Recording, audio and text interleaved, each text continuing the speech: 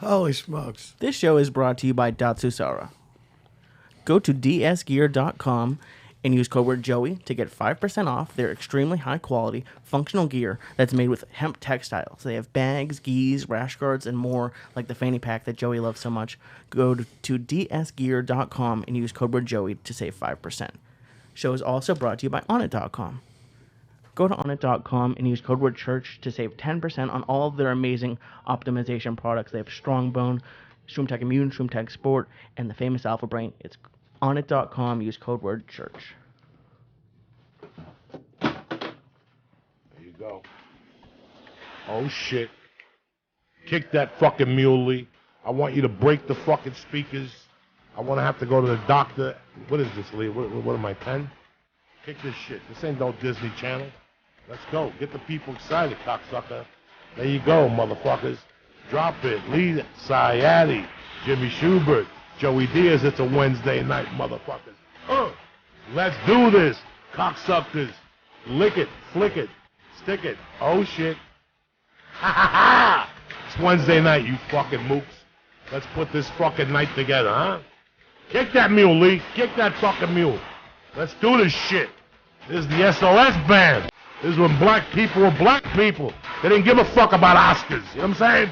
They were just making music, playing trumpets. That's it. And dance, cocksucker, dance.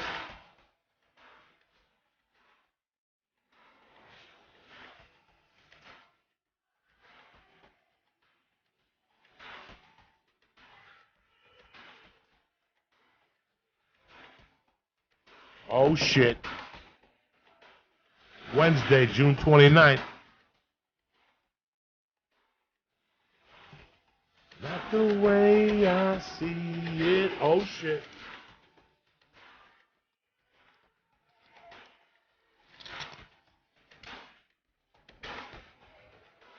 Bong hits for Trump, cocksuckers.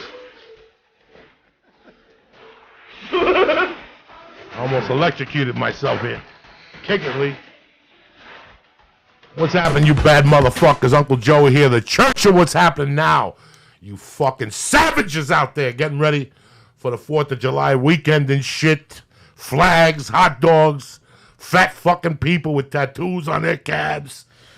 They always got shorts to show you the tattoo on the calf. Really. Yeah, well, why else? I give a fuck about that tattoo on your The parrot on your calf. I don't even know what's going on with Chinese people. Usually this time of the year, you see somebody Chinese, they look at you a little weird. You know what I'm saying? Because they got the goods. That don't happen no more. When we were kids, where'd you get firecrackers in Philly? In the Polacks? No. You gotta send 8 guys to go to Chinatown because he talked to one Chinese guy. Right. He gave the money to the one Chinese guy. The guy went in an alley, and then he came back and he gave you a bag and he told you to get the fuck out of Dodge. Yeah. And by the time you got to the corner, you got to be a kung fu fighter because now 4 of them popped out of garbage cans and fucking started taking your fireworks back. You know, it's amazing. It was the oldest scam in the book. I South Carolina, guys would go down to Florida, they come back, and they'd stop in South Carolina, fill up the trunk. Shit? You remember that? Dude, there was, I remember calling. It was a business in the 80s, I mean, guys. man, literally, every exit in South Carolina, come get every, and you could go. And I'm talking a stick of dynamite, Lee. Yeah. Before these fucking ISIS, right there in South Carolina, because the dude you would talk to the dude, and he'd feel you out, and you'd drop 200 or 300. Then you look the dude in the eye and you'd say, "What's in the van?" And you go, "Man, you ain't no officer of the law, are you? Do I look like a fucking officer of the law? We just smoked a doob. What do you got in the fucking van, man?" And the guy would take his car keys out on his left hand with 2 fingers on it. Oh, yeah. And This guy was the real fucking deal. And he would open with a hoof and a fucking wood leg, and he lost the leg in Vietnam. He lost the arm in fucking Iowa. Yeah. I mean, these people were real, Jack. And they would have fine fireworks. I remember one time we bought a quarter stick of fucking dynamite. Like a stick of like $80. like the railroad. $80 fucking It's gonna blow dynamite. What do you use dynamite for? We lit it on fire down the tracks, and then we ran like little fags. Remember with wrist rockets? Remember those wrist rocket things? They were like these things, these metal things. We wanted to have these too. It was like a slingshot. Oh, yeah. It was a wrist rocket. They Oh, came my with these God. metal. Dude, we would put the M80s in there, pull it back, light it with the cigarette, and let it rip and fire. Boom! Over the neighborhood, and the next, just like, boom! Just it's crazy. You know, they put a taboo on fireworks because just like medical marijuana, just like everything else in life, 2 retards come along and fuck it up for everybody, right? Fireworks are fucking fun. I played with fireworks. I used to hold the whole pack in my hand and light it until one would go off, and I just throw it in the air. That's how good I got. He's like, you're at a barbecue, a guy at a cookout, the guy's been day drinking, he passes out in the lawn chair, you tie him to a shoelace, you light him on fire, and he gets up and starts running, and the fire crackers are on his sneaker, and he's running across the front lawn, jumps over the fence, runs out in the traffic, trying to get away from the fireworks. Fireworks are a fucking blast, man. But then you get the fucking, what's the stick? With the rain colors that come out. The stick, The Roman candle. The Roman candle. The stick would get hot and melt, and people would burn. Yeah, you got to be careful with that stuff. You know what I mean? Fucking hilarious. But Dude, I still remember going to China. Dude, who was that? There was a New York Giant. Yeah. The guy was a defensive line. The guy was messing around. He's still playing. He just has 3 fingers. Yeah, he can still tackle with 3 fingers. Get in there. It's gruesome. I saw. Yeah, dude, they showed a hand with no skin on it. It was all bone like this. I mean, here's what's this? I mean, some people shouldn't mess around with that stuff, but other people can handle it. But you hear them now. Like I've been hearing them at night. A couple people get fucking enthusiastic. In my old school, you didn't light a fucking firecracker till the 4th. And then once you got a couple drinks in you, there was always that bad guy that shot a gun. Tremendous. That's when the party ended. There was always that one kid that smoked cigarettes. He was missing the tooth. He already had a tattoo. He already quit high school. You know what I'm saying? Like, he was just bad news. And he'd show up and go, why are you guys lighting fireworks? Let's just shoot a gun. Who the fuck's got a gun? I got one right here. Bam! And that was it. We got to go, Doug. This motherfucker showed up with a gun. It's that type of party. Hey, why would you show up to a gun to a firework party, man? That's crazy. Fucking hell. How crazy is it out here? Like, I had never experienced it because it was illegal in my town, and like the towns where I grew up, like I was just white enough to, like I never went and bought it illegal anywhere, but like the only fireworks were like that weekend. I like when I first started dating my girlfriend who grew up in Inglewood, I would go down there June 15th, and they're already lighting fireworks, and they go until like August 30th. They go for like 3 months. It's a black neighborhood. Mexicans, that's what she said. Oh yeah, she those fucking crazy people crazy. They love all those fireworks and shit. Yeah. Oh, dude, I was in Shanghai, like in New Year's. My friend showed me a video. I came in, like my buddy Butch Bradley was over there, and dude, is he still there? No, he goes over there. Yeah, he does. Where is Butch fucking Bradley? Where in the world is Butch Bradley? It's like, Waldo, where the fuck is he? He's all over the place, dude. These guys, I mean, Kuala Lumpur, Singapore, Vietnam. I got a buddy of mine, Matt Davis, who's out there. Dude, he was in Mongolia, doing stand-up comedy. I mean, people don't realize, dude, you know, stand-up comedy is kind of a uniquely American art form the way we do it here, and now the internet's made the world smaller. So, dude, I was in Beijing. I was doing a one-nighter in Beijing, China. I know it's ridiculous, but I had a whole week, a whole bunch of stuff I was doing. Did it. Dude, I got Ari in. You go to Beijing, and the place called the Bookworm, and you do, like, you know, they have people that speak Chinese. Ni chen lo fai la ma, ni ha ma. They're doing stand-up in Chinese. And then you got, like, people who do it in English. And this guy, Des Bryant, who was originally from New York, but now he lives in Ireland. But he was over there doing a show trying to learn Chinese and whatnot. But, yeah, it's crazy. I mean, you can tour the world now legitimately. And our friend Tom Rhodes, the guy's out there all over the place. Rome, Italy, France, Amsterdam. I mean, all over the world. Like, legitimately. I'll tell you something personally. Yeah. I don't want to go nowhere. No, I get it. Listen, when I got into comedy, I looked at the broad spectrum. I don't know what it was. I looked at the broad spectrum, and I liked doing comedy. I liked the American try. And this is when I had the passport. Yeah. I still was not too fucking friendly about leaving the country. Yeah. I don't know why.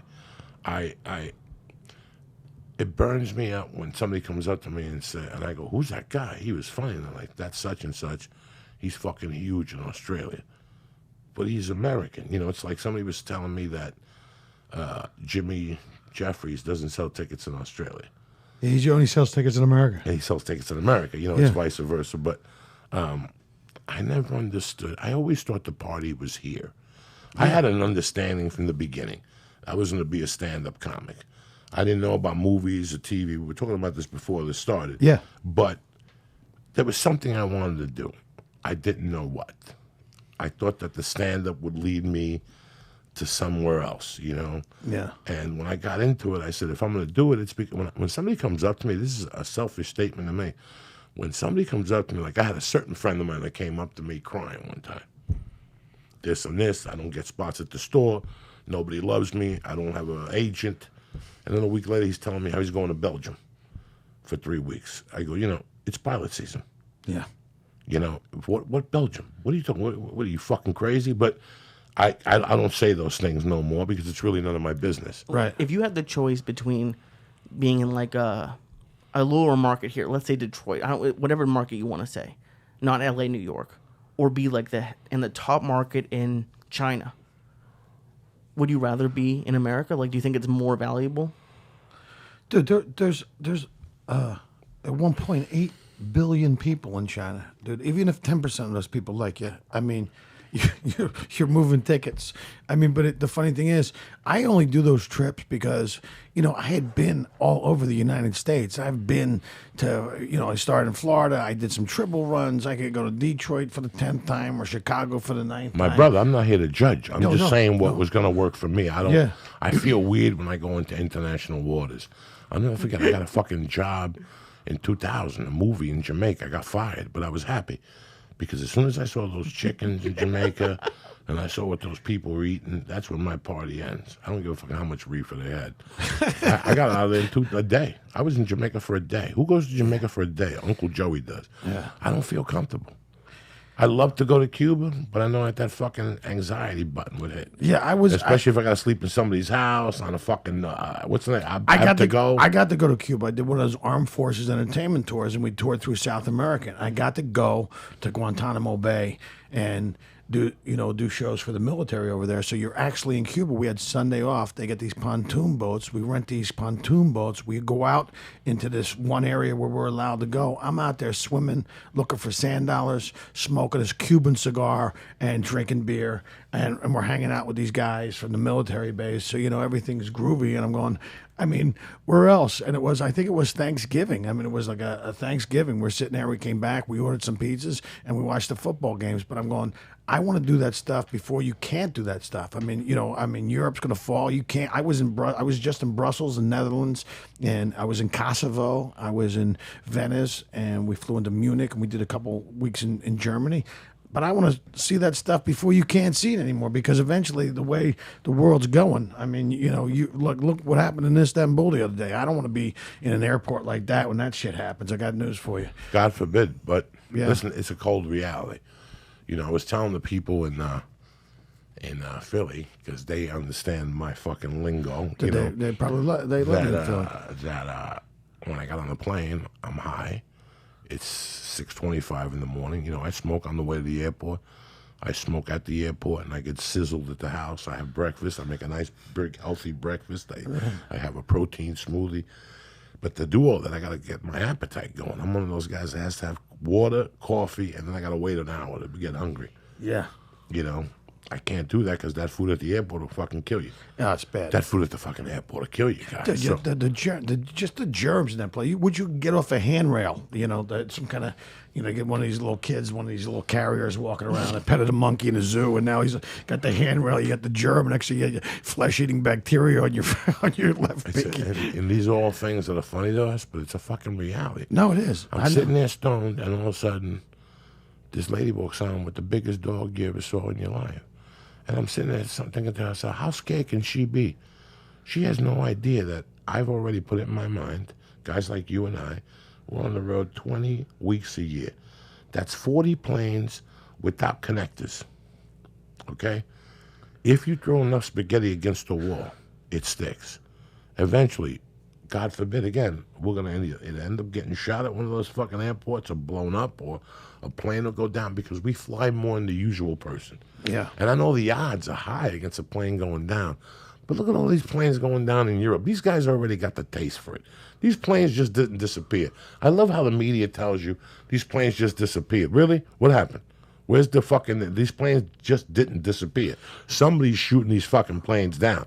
And you don't want to scare the airline industry and the tourism industry by saying it, but this is a fucking fact. Do you see what's happening in Brazil? The cops and stuff are like standing out there, like telling people that they're not going to get paid. Like, there's not going to be cops for the Olympics. Yeah, this should be an interesting Olympic game. Some of those people may actually have to do those things they're good at, like run, jump, and throw javelins at people just to stay alive. I mean, just an outside chance you may get the Zika virus. Can you imagine going to Rio, one of the dangerous places in the world, and there's no cops? Yeah, plus I was reading a story the other day. All the illegals coming across the border to bring in tuberculosis with them. Tuberculosis and rickets is making a comeback because they're bringing all that stuff in from the south of the border. So it's, welcome to it, bro. Obviously, it's Listen, man, welcome to the 21st century. Right. Yeah. Nostradamus predicted it, and we're seeing the roots of it fucking get planted. That's all I'm telling you right now. The roots of whatever fucking Nostradamus says, I don't know much about his sayings. I just know that every once in a while you smoke a joint in a hotel on a Thursday night, you stay up a little late,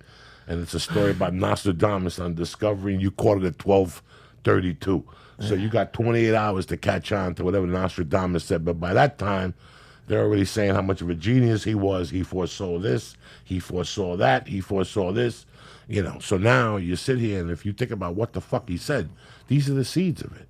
A fucking beast is going to come out of the whatever, and who the fuck knows, Yeah, I mean, dude, it's just. Am I supposed to believe in Nostradamus? I don't even know anymore. No, dude, look, like you said, you worry about what you can worry about. Change your world. Hopefully, it'll change the world. But we've gotten dumber as a species. I mean, you look at people worried about the zombie apocalypse. I'm gonna look around, it's over here. Everybody's looking down at their cell phone. Nobody's making eye contact. No one's having a conversation. You walk through the airport, people are bumping into each other, walking in. They can't pay attention. They can't have a conversation. Nobody talks to each other anymore. It's sad. It's actually the de-evolution. I mean, everybody's kind of hunched over. We're kind of working our way back down the evolutionary scale.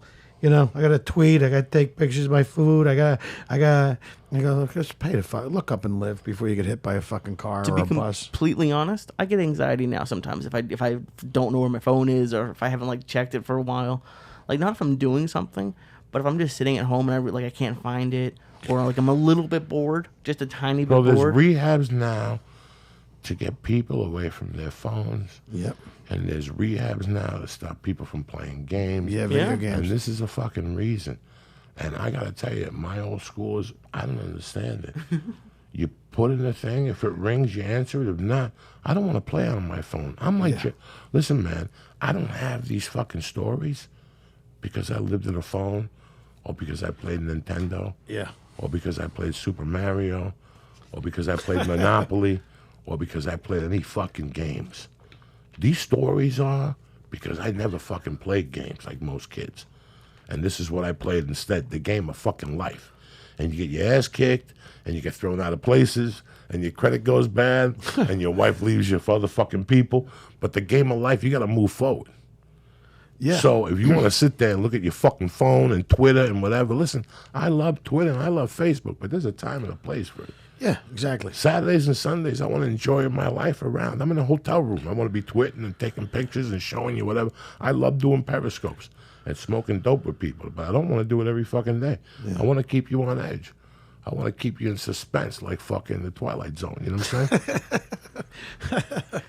Yeah, it's bad. It's getting worse, and it's just I mean, it's funny because none of the other animals on the planet, you don't see a gorilla, with a device, and people don't even realize all that technology, the radiation that machine creates to send a signal into space and bounce it off a satellite, and you're holding it next to your fucking head. Everybody's gonna have a brain tumor in the shape of an iPhone 6. I don't know what happened. Let me tell you, you couldn't shut the fuck up for 15 minutes, and this fucking thing's right next to your brain and your skull. I mean, come on. I don't understand people walking down the street on the phone. I don't understand people walking and not paying attention. I see it every morning because I walk my daughter. Because it's more entertaining. I walk past people that are looking on the floor and thinking about their conversation. I got nothing to say to nobody while I'm fucking walking. That phone could ring. I look at it. If it's not 310, that phone ain't getting fucking picked up, bro.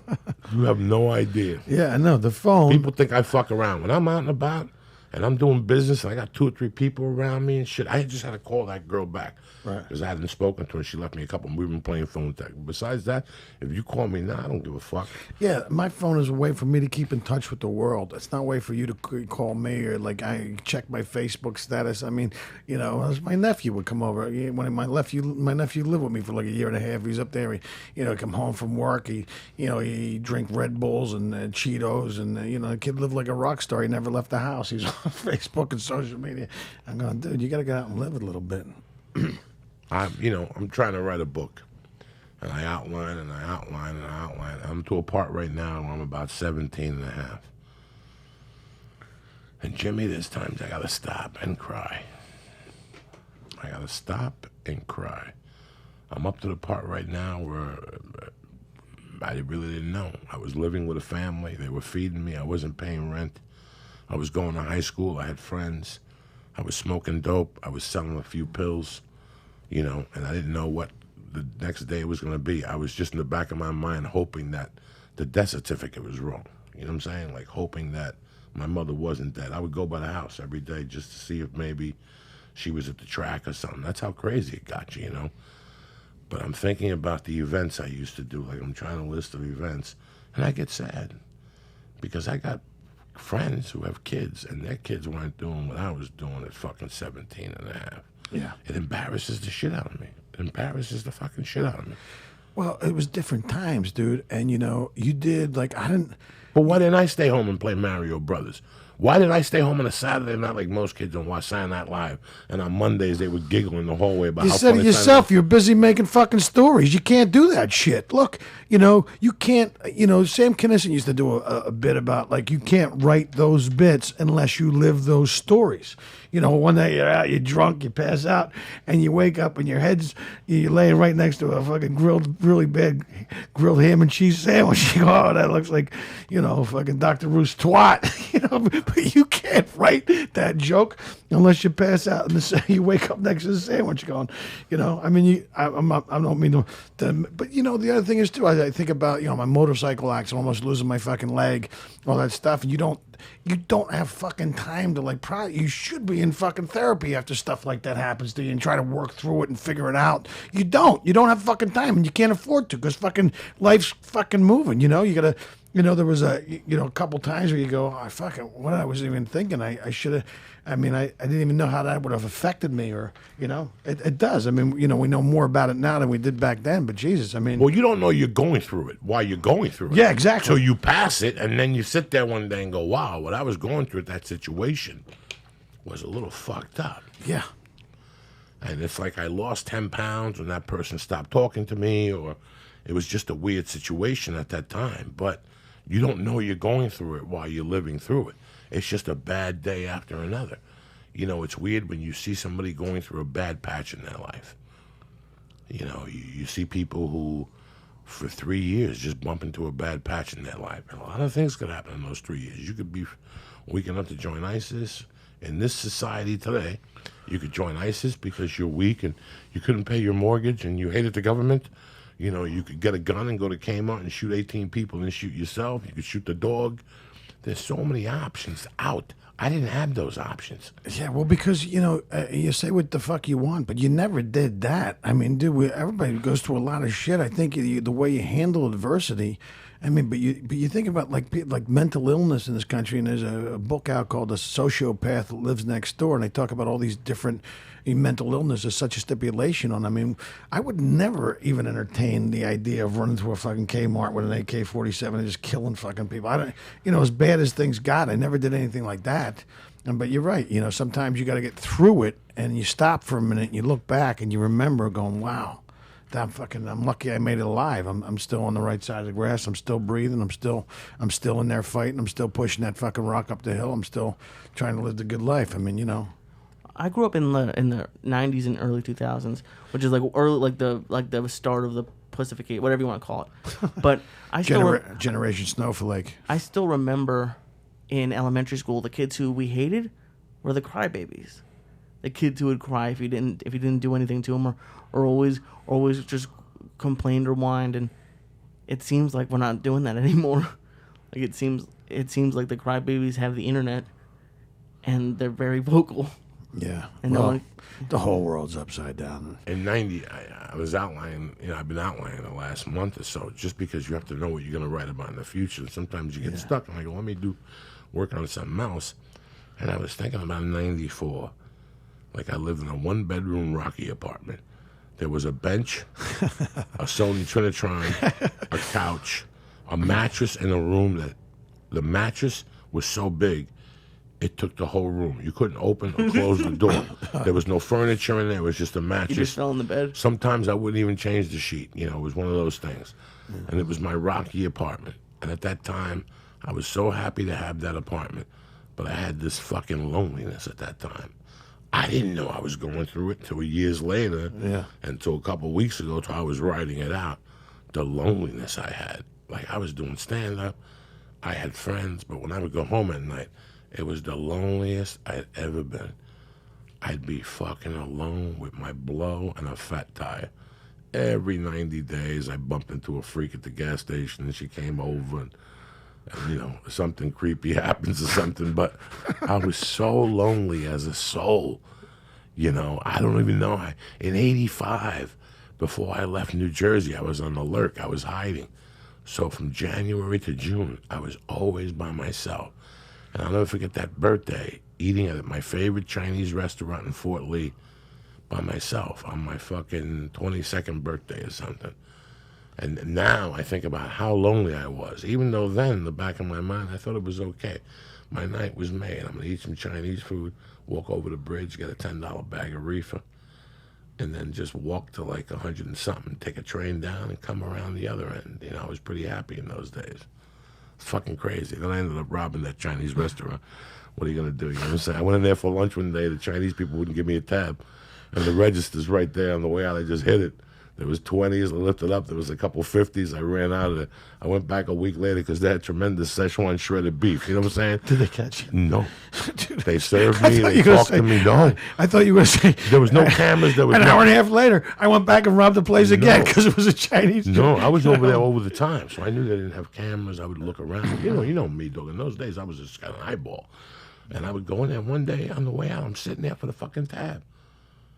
They're not coming out. They're in the back talking, arguing. I'm sitting by the register. Nothing. I finally hit the register. It opens up. And I just made out the fucking door. A week later, I said, nobody saw me. Let me go in there and test them. I deny it. I went in there. They served me like usual. I looked around, make sure there was no spit in there, no Chinese eyeballs or some maruca juice in there. And I was clear. I kept going back in. And then another time I went in there for lunch, I did the same thing. I robbed them again. Then I moved to Colorado, and I never went back there. And I went back, and they were out of business, so everything's forgotten. There's like Charges have been dropped. Chinese restaurant owners all over Colorado who like speak about you. Like, how many Chinese restaurants have you terrorized? Like 4? Was that place on Sunset? What was that? Hoy's Walk. Hoy's Walk. We had them on point too in there too for a while. I had them on delivery. Right across from the Rock and Roll Rouse. The Rock and Roll Rouse. Ah, hilarious. Fucking Hoy's Walk. Behind Hoy's Walk was a place called JJ's Beepers. When I first moved here, JJ Beepers had signs all over Sunset. If you had a beeper or you wanted a cell phone, you went to motherfucking J&J Beepers. Then the chick's book came out, Heidi Fleiss, and he was Heidi Fleiss's partner. So he ran in that business. I saw that business go from a fucking mall. It was right behind Hoy's Walk. Right. The reason, why did we go to Hoy's Walk? Because it was Schubert? so good. The food. No, was because there was a head shop place behind it. You fuck. That's still there. You said it's the best. It's the best $7 Chinese. Oh, please! It's the best for yeah. $7. The Yeah. special at Hoy's Walk. Absolutely. Are you fucking kidding me? I had that neighborhood down. You get an egg roll, a cup of soup, noodles, which is big. If you get that thrown in, some people know. They see me coming, they charge me 50 cents a bag. But some people don't even see me coming. They just keep going those noodles. You dope that soup up with those noodles. That's an air pocket in your stomach. That shit goes a long way later on. You know what I'm saying? When you're living on a fucking thread, those noodles are tremendous. Let me get some more dry noodles. Absolutely. And you get that fucking kung pao that comes with noodles. Then you add more and you keep eating. That shit fills you up. This is when you're not worried about your measurements.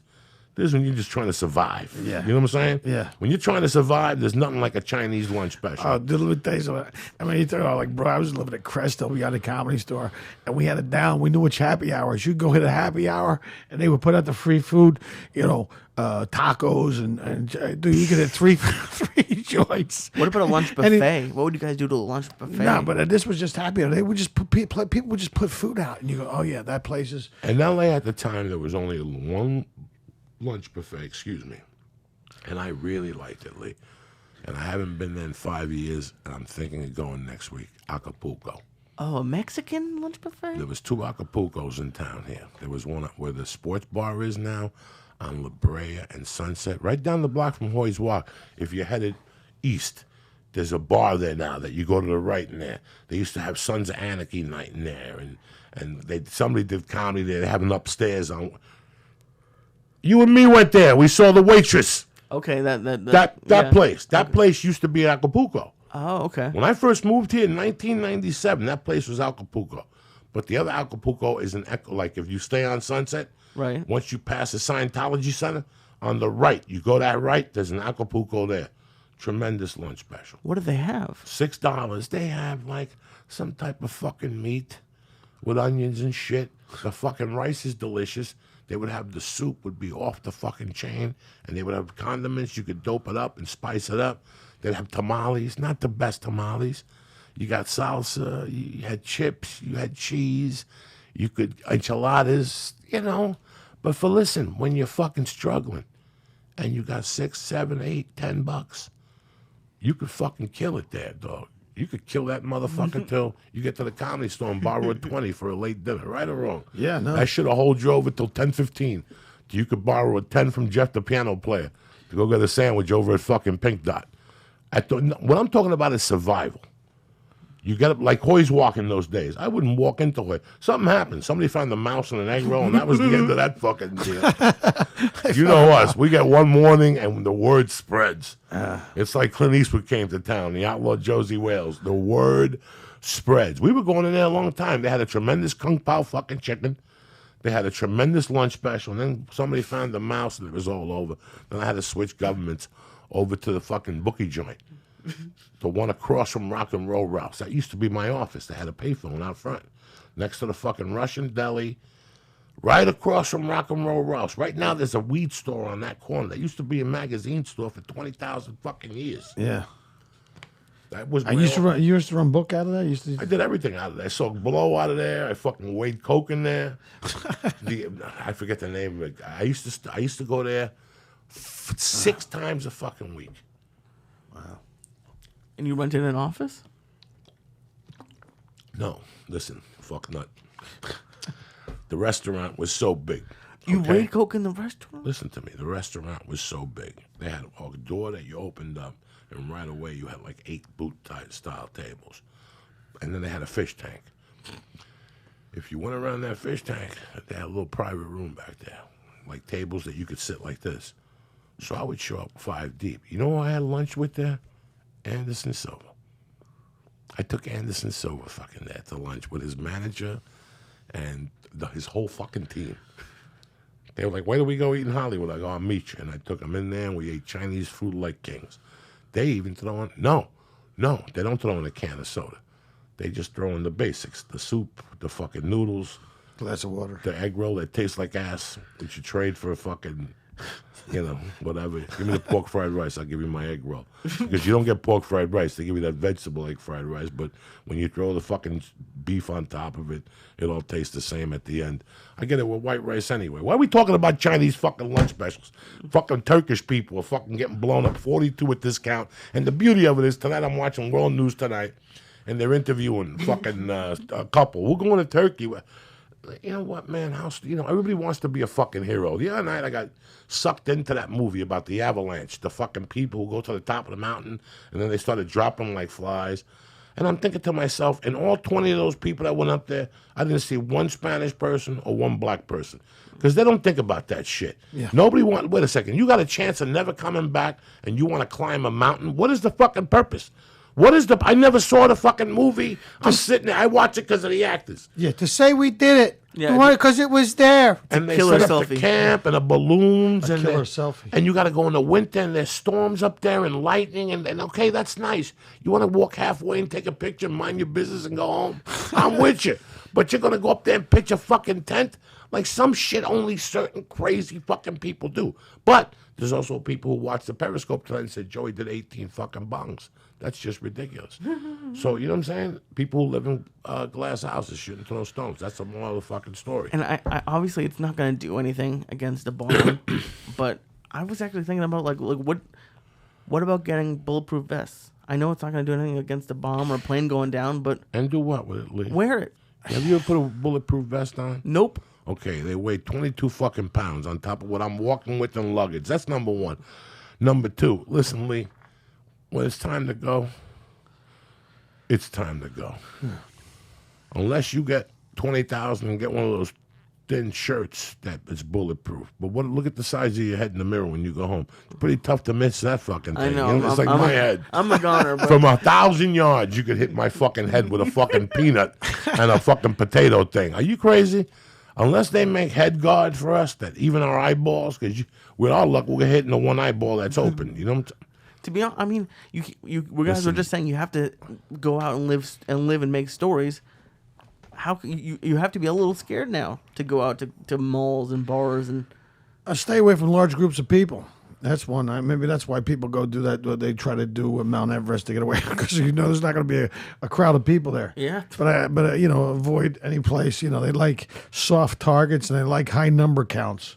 But I mean, we got to travel for a living. But I'd stay away from soccer games and. Listen, everybody in this country, everybody who listens to this podcast across the world is in danger.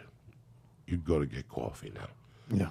And some guy pulls out a gun. Right here in America, we don't even, you have the threat of ISIS, but we also have the homegrown patriots. People who are angry at the government. It's a bunch of people who are disenchanted, man. Yeah, but I'm telling you, that's the thing. I'm just supposed to get fucking used to this now. I mean, is this just a fucking new trend? I mean, I thought we were supposed to be evolving. We're moving towards this fucking, Starfleet and one Federation. Or, we're animals. We're fucking. We've gone from a barbarian world to a Both fucking. of you, Lee's educated. You're educated. Your father's a cop. You were raised Irish Catholic. I mean, three of us would have an uneducated answer to this fucking question. What's the educated answer to what's the next step? Listen, in one step right here, I call a guy by the name of Ross Perot. And I break it down. I go, Ross, what would you do in this situation? What do you think Ross Perot would do? He's like, make them a motherfucking memory. You just can't do that. And that's eventually going to happen because they're going to do something somewhere that's just the wrong place. You blow up Disney, that's Chinese. You don't want those missiles coming at you. Well, Barack Obama, the drone ranger, set out, took out 250 fucking ISIS people right after today. 250 ISIS fighters gone today. there's Hellfire fucking heavy. Yeah, but that does. Listen, does that's nothing. like throwing gasoline on a fire. Yeah. That's like fucking spraying that spray on a beehive. Yeah. And the back end of the bees get away, and now they get together, and they get even more pissed off. right. And now they go to Plan B, which could be a chemical attack. Now they go to Plan B, which could be a fucking a 4th of July celebration. Now they go to Plan C, that could be a UFC event, God forbid, a Major League Stadium event. NFL, Listen college, to me. yeah. Listen to me. Yeah. And it doesn't take, this is where my stupid ass could tell you something. You mess around with one of those football stadiums on the Lord's Day during the NFL season, my heart goes out to you. I can't help you. Because they're going to have every gun-loving, toting American who watches sports in this country. And big money. Big money. Listen, the NFL is big money. The NFL is big money. Like you said, my favorite movie is Concussion. Very entertaining, wasn't it? I didn't see it. It was a I'm joke. teasing. Yeah, but that's the teasing. line he says. They Well, got their own fucking day. They got their own day. Sunday. They own a day of the week. And how sad is that? That you're right. When it, What it's would, gonna have get you ever to been be laying NFL in or bed something. and go, okay, so you bombed 42 people at a club in Orlando. Fuck them. It's a fucking travesty. That's it what burns, they're gonna say. It burns my heart. You know, you do this, you do that, you shoot up whatever happened today. At what point in America does the general public say, listen, for fucking 2 of my pennies every fucking year, go to one of these bombs you motherfuckers promised. It's time to put those motherfuckers to test. Well, and the next thing is like fucking people taking matters into their own hands. I mean, going, if you're not going to if you can't even fucking say the word, if you can't fucking defend me, then I know exactly what they fucking, how long before someone walks into a mosque and fucking murders 50 people in a fucking mosque, and how long before that starts happening the other fucking direction. I'm just saying, people have had a fucking enough. I mean, we grow up, you try to play by the rules. They're not even playing by the same set of fucking rules. They could give a fuck. They strap on a fucking suicide vest and take out as many fucking people as they can. They want to drag everybody back to a fucking, 5 BC. And I'm going to, I don't understand it. I don't know. And that fucking hatred, that kind of fucking hate is taught, and it's taught from when you're a little fucking kid, and that you could actually just walk in and just fucking annihilate 50 people on my worst day. On my worst day. Fucking, with my fucking guns, I wouldn't fucking walk in and shoot anyone. On my worst day, I wouldn't fucking do it. I'd lay in fucking bed. I'd fucking pop in a movie. I'd fucking drink myself silly. On my worst day, would never fucking go in and harm another human being.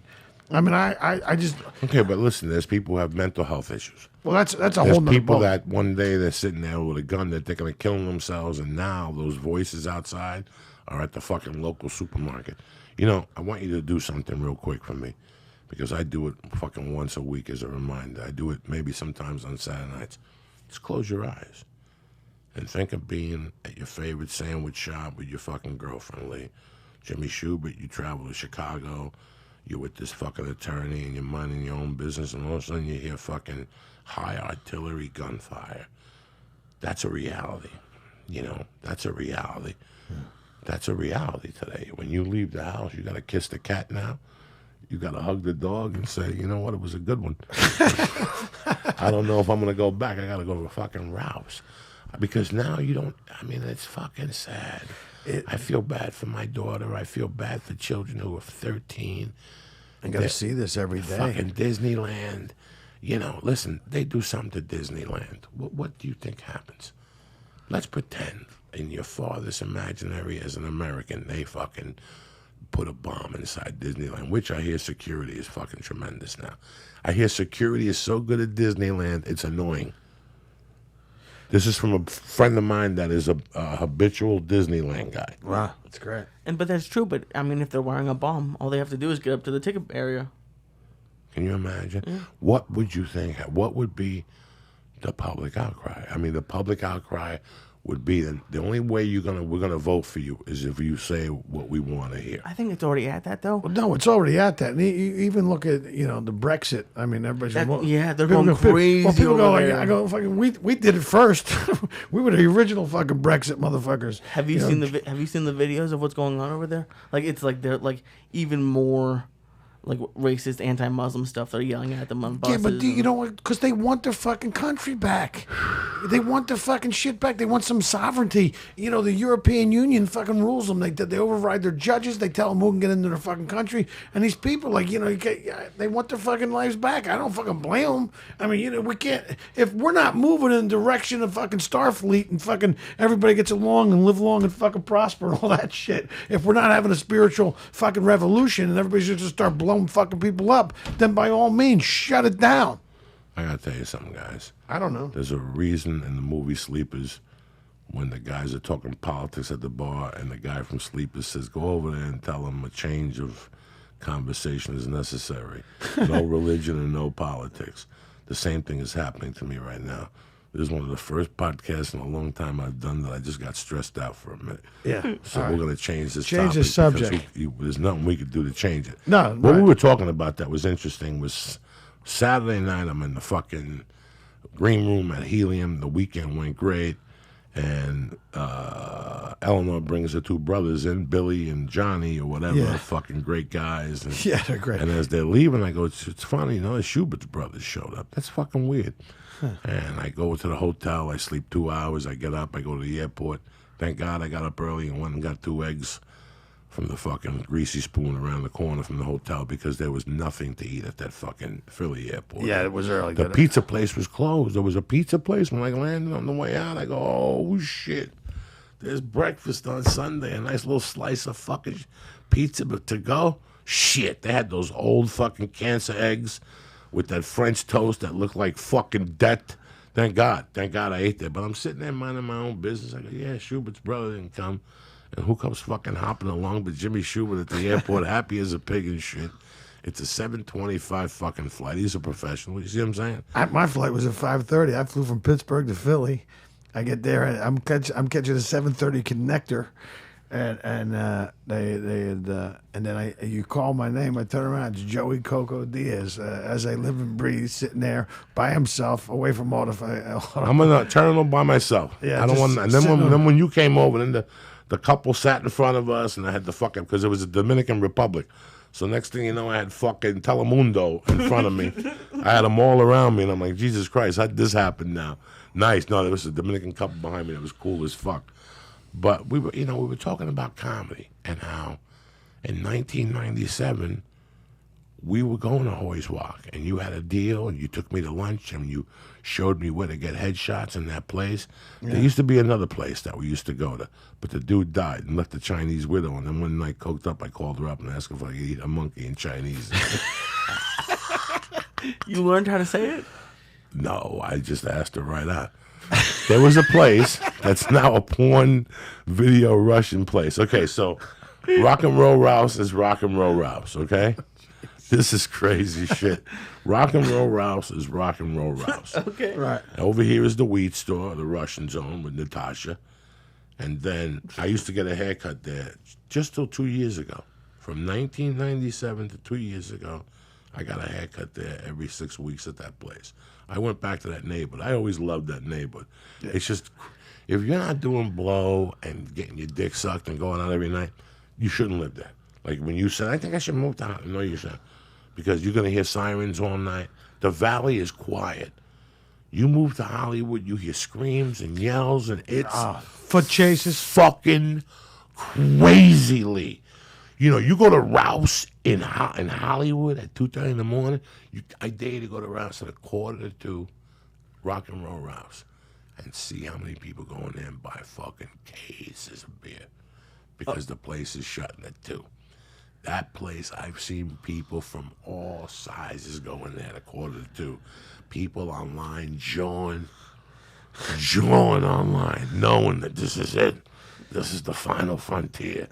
God. That neighborhood is great. But on the other side of that Rock and Roll Rouse, there's Raffaello's Pizza. Yeah, I remember Raffaello's Pizza. There's a haircutting place. That was off to the side. Right to the side. Right. There's a flower place. And there used to be a headshot place. And you went in there and the guy looked like, who did Bustin' Loose with Richard Pryor? Gene Wilder. Gene Wilder. He looked like Gene Wilder gained 200 pounds. His hair was crazy. He had glasses. He had a wart on his face, and he had this German Shepherd that was older than he was. That guy was fucking ready to die. Even the dog wanted to die. They had headshots in there. Mickey Rooney, like the guy had been there with everybody. Yeah, for the old Hollywood. Somewhere along the line, he picked up Yoko Ono Jr. What the difference between Yoko Ono Jr. and the real Yoko Ono was that this chick was banging. I mean, you just went there to get your headshots developed. You know how these people talk about cougars? This chick must have been about 49. She had done her breasts redone. You know, she dressed nice. She fucking, and you could look at her and go, oh, this chick's a party.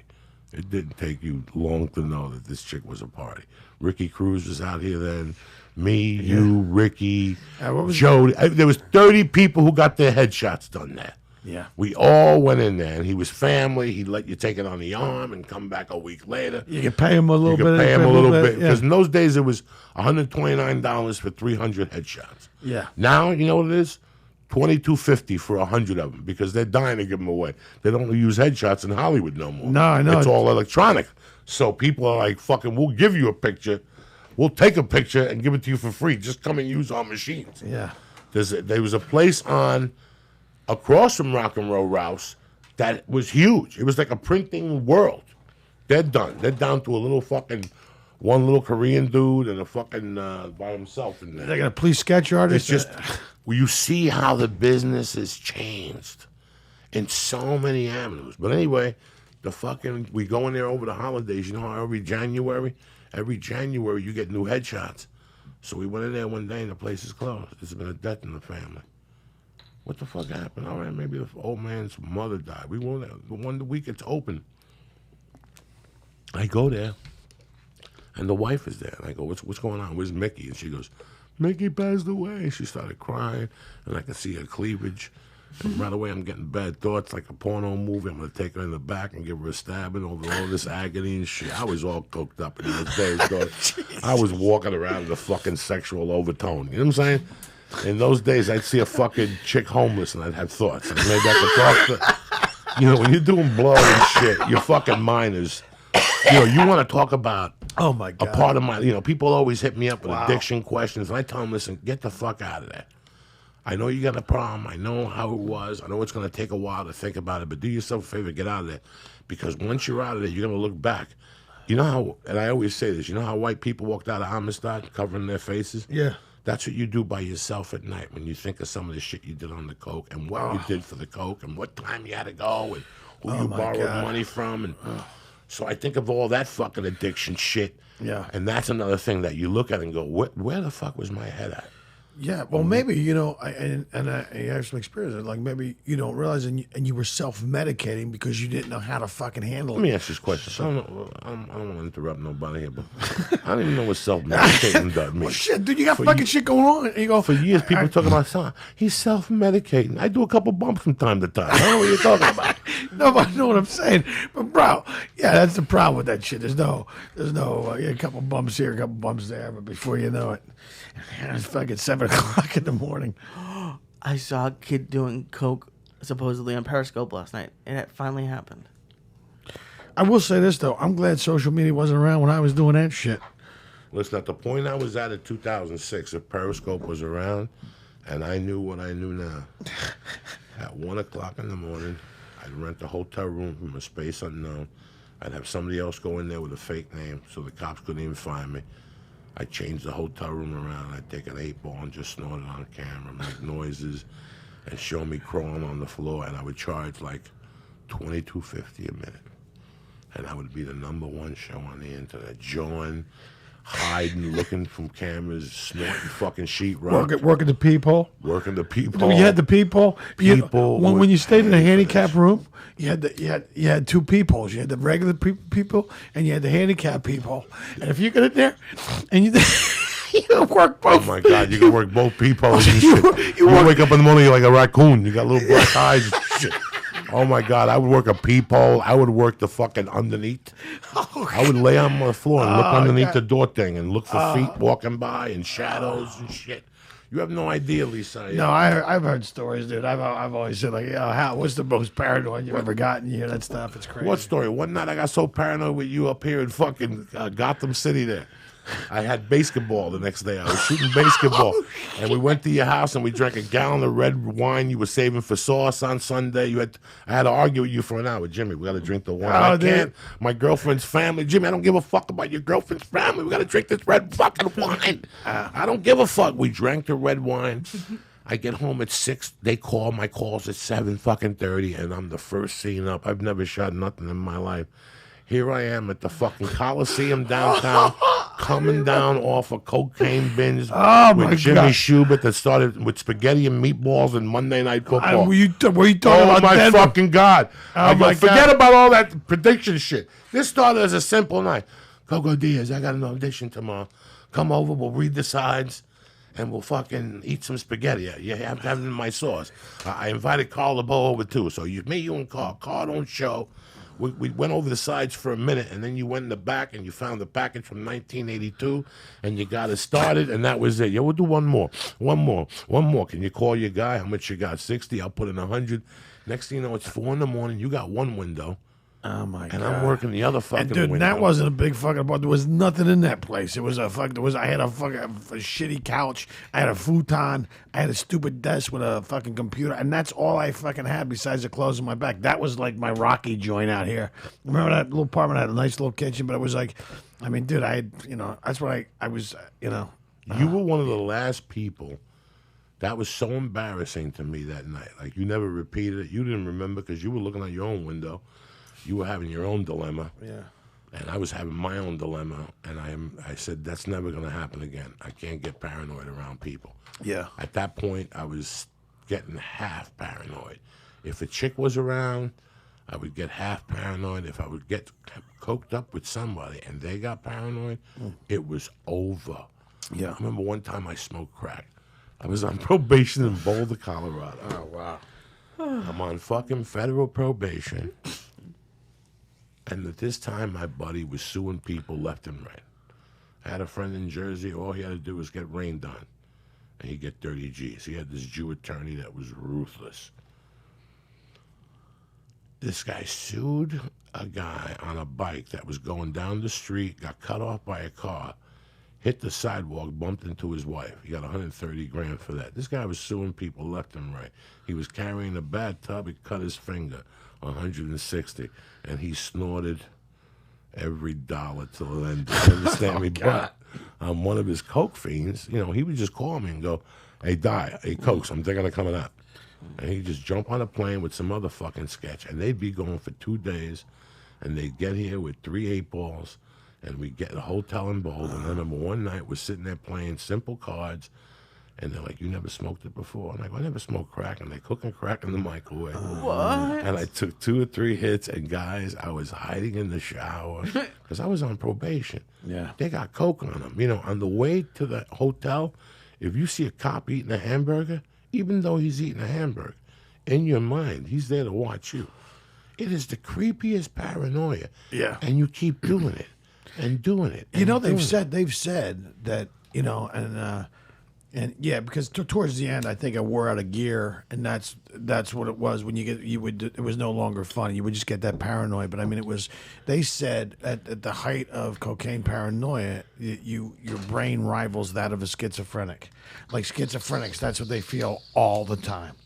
And until I said, wow, if that's what a schizophrenic goes through every day, all the fucking time, I feel fucking bad for him. I gotta tell you. Could you imagine that? I mean, going through like that, living your life like that? I mean, that's what like a schizophrenic is, that all the time you feel that way. I fucking love that. I love that. You know, listen, man. From 80 to like 81 and a half, I would buy a gram of coke. I was a junior in high school, let's say. I would get a half a gram from this kid who recently died. And I would do a couple lines out because the kids I was hanging with did drugs, but they didn't do bumps. But I was living in my own world. What do you mean they didn't do bumps? They did what? They did acid and we smoked dope. But at that time, there was only 2 or 3 of us out of the 9 that did bumps. And the 3 of us that did it didn't want those other 6 to know we were doing it. Right. We just didn't want them to know. So I would do a bump in the bathroom and drink with them because I can't drink. So for me to drink in those days, I knew I had to do a couple fucking toots. So I'd do a couple bumps, drink 9 or 10 beers, and then I would go home. I would sit in the dark, Jimmy Shubert, with earphones on. I just listen to doing music. bumps and crying and jerking off and going through what fucking Denzel Washington went through on Man on Fire when he would put the gun to his head. And I didn't have a gun in those days, but I would go through this psychosis. You know, I know for a fact I can name numerous times where the cocaine went into a state of psychosis where we saw cops and the next day it was a fucking fire hydrant, where I saw the curtains move, and I'm not fucking crazy. I saw the guy's hand stick his fingers in and close it right away.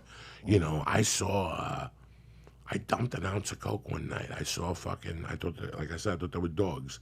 It was a fire hydrant sticking up in my mind. One night I saw people on ropes dressed in white with those furs.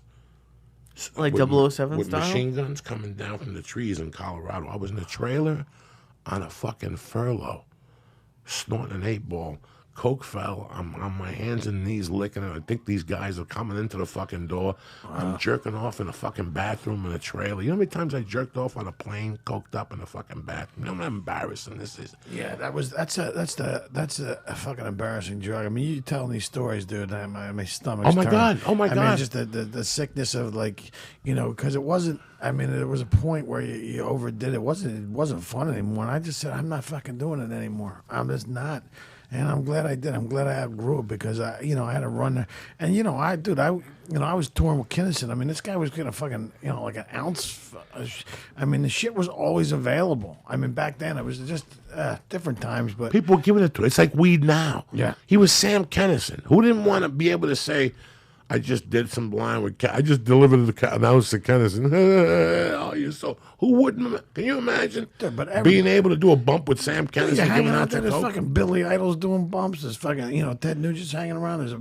He wasn't partying, but I mean there's all these fucking rock and roll. There's David Lee Ross doing like his little pinky nail with fucking backstage at the Universal Amphitheater, and Ginger Baker was one of the drummers in the fucking Rock and Roll All Star Band with fucking. I mean, it was fucking insane. I mean, now he is in there. Ginger Baker's playing drums. CeCe DeVille from fucking Poison's on guitar. You had this guy from Toto. You had all these fucking And musicians. everybody's coked up. Ah, dude, it was To the gills. To the gills, like it was, they were the fucking greatest thing. That time in life, and I know what they would go, like the Comedy Store. Listen, the first time I walked in the Comedy Store, I thought about two things. I thought about comedy, and I thought about my partying life, how everything's just gotten taken care of. So when you're an open micer, you got to go do your comedy at the Comedy Works, but you got to go to Aurora to pick up the coke. That throws you off. You got to get to you got to get to do a spot. Now I got to go to Aurora 30 minutes and drive back with it. When you get to the Comedy Store, everything you want is right there for you. At a time in my life, I didn't need that. yeah, yeah. Well, did you ever have a situation like that? Well, Jimmy, was it free for you on the road? Because No, it was the availability. It was just, Somebody someone always always- had it, and most people didn't want to do it by themselves. I mean, I'm so glad. I mean, he's telling these stories. I got to tell you. I mean, I feel the same way. I'm embarrassed by some of the things and the. I wish I had I could go back and take at least half of those fucking nights back, or half those days back. I mean, it was like a 5 or 6 year run there. It was pretty. I sat with Lee about a month ago outside on the side street. We took a ride to the store and we stopped and got a yoo-hoo, and we were stoned and we got out. And I started telling them and it's not something that I was just explaining to Lee. Lee's a young guy. And when I got into comedy, I thought the world was flat. When I left New Jersey, I had grown up with a type of woman, or I thought that had, they were straight. You know what I'm saying? Like for them. Once I left, I heard about sugar daddies and women sucking dick and having a husband for $50 a week. I heard all this fucking sickness that, you don't want to live with. But in comedy, you better be prepared for it. Because you're out there in wide America, you don't know all the dick suckers out there. There's people waiting for when you go to South Dakota to a fucking army base, and there's 16 women. They've been seeing the same guys. You're fucking Elvis to them. Even if you don't have a credit, you're the worst comic in the world. You don't even need a credit there. They'll suck your dick just because you're an outsider. Wow, you seen the big city? Yeah, tell us about California. Are there really a lot of fags out there walking around and vegetarians and shit? And you're like, I do not believe they're asking me these questions. Wow. But I was just telling Lee about sexual things, like things that happened to me, and I was an ugly guy. Could you imagine if I was a strong feature who was handsome with a nice physique? I'd be tearing it up. All I bumped into were coke whores, were coke animals, that you sit here 10 years later and go, let me look her up on Facebook. And now she's got kids. She's got a loving husband. Meanwhile, you tied her up. You lit her on fire. She stuck your dick on tape. You know what I'm saying? She swallowed your sword. You come on her eyeballs.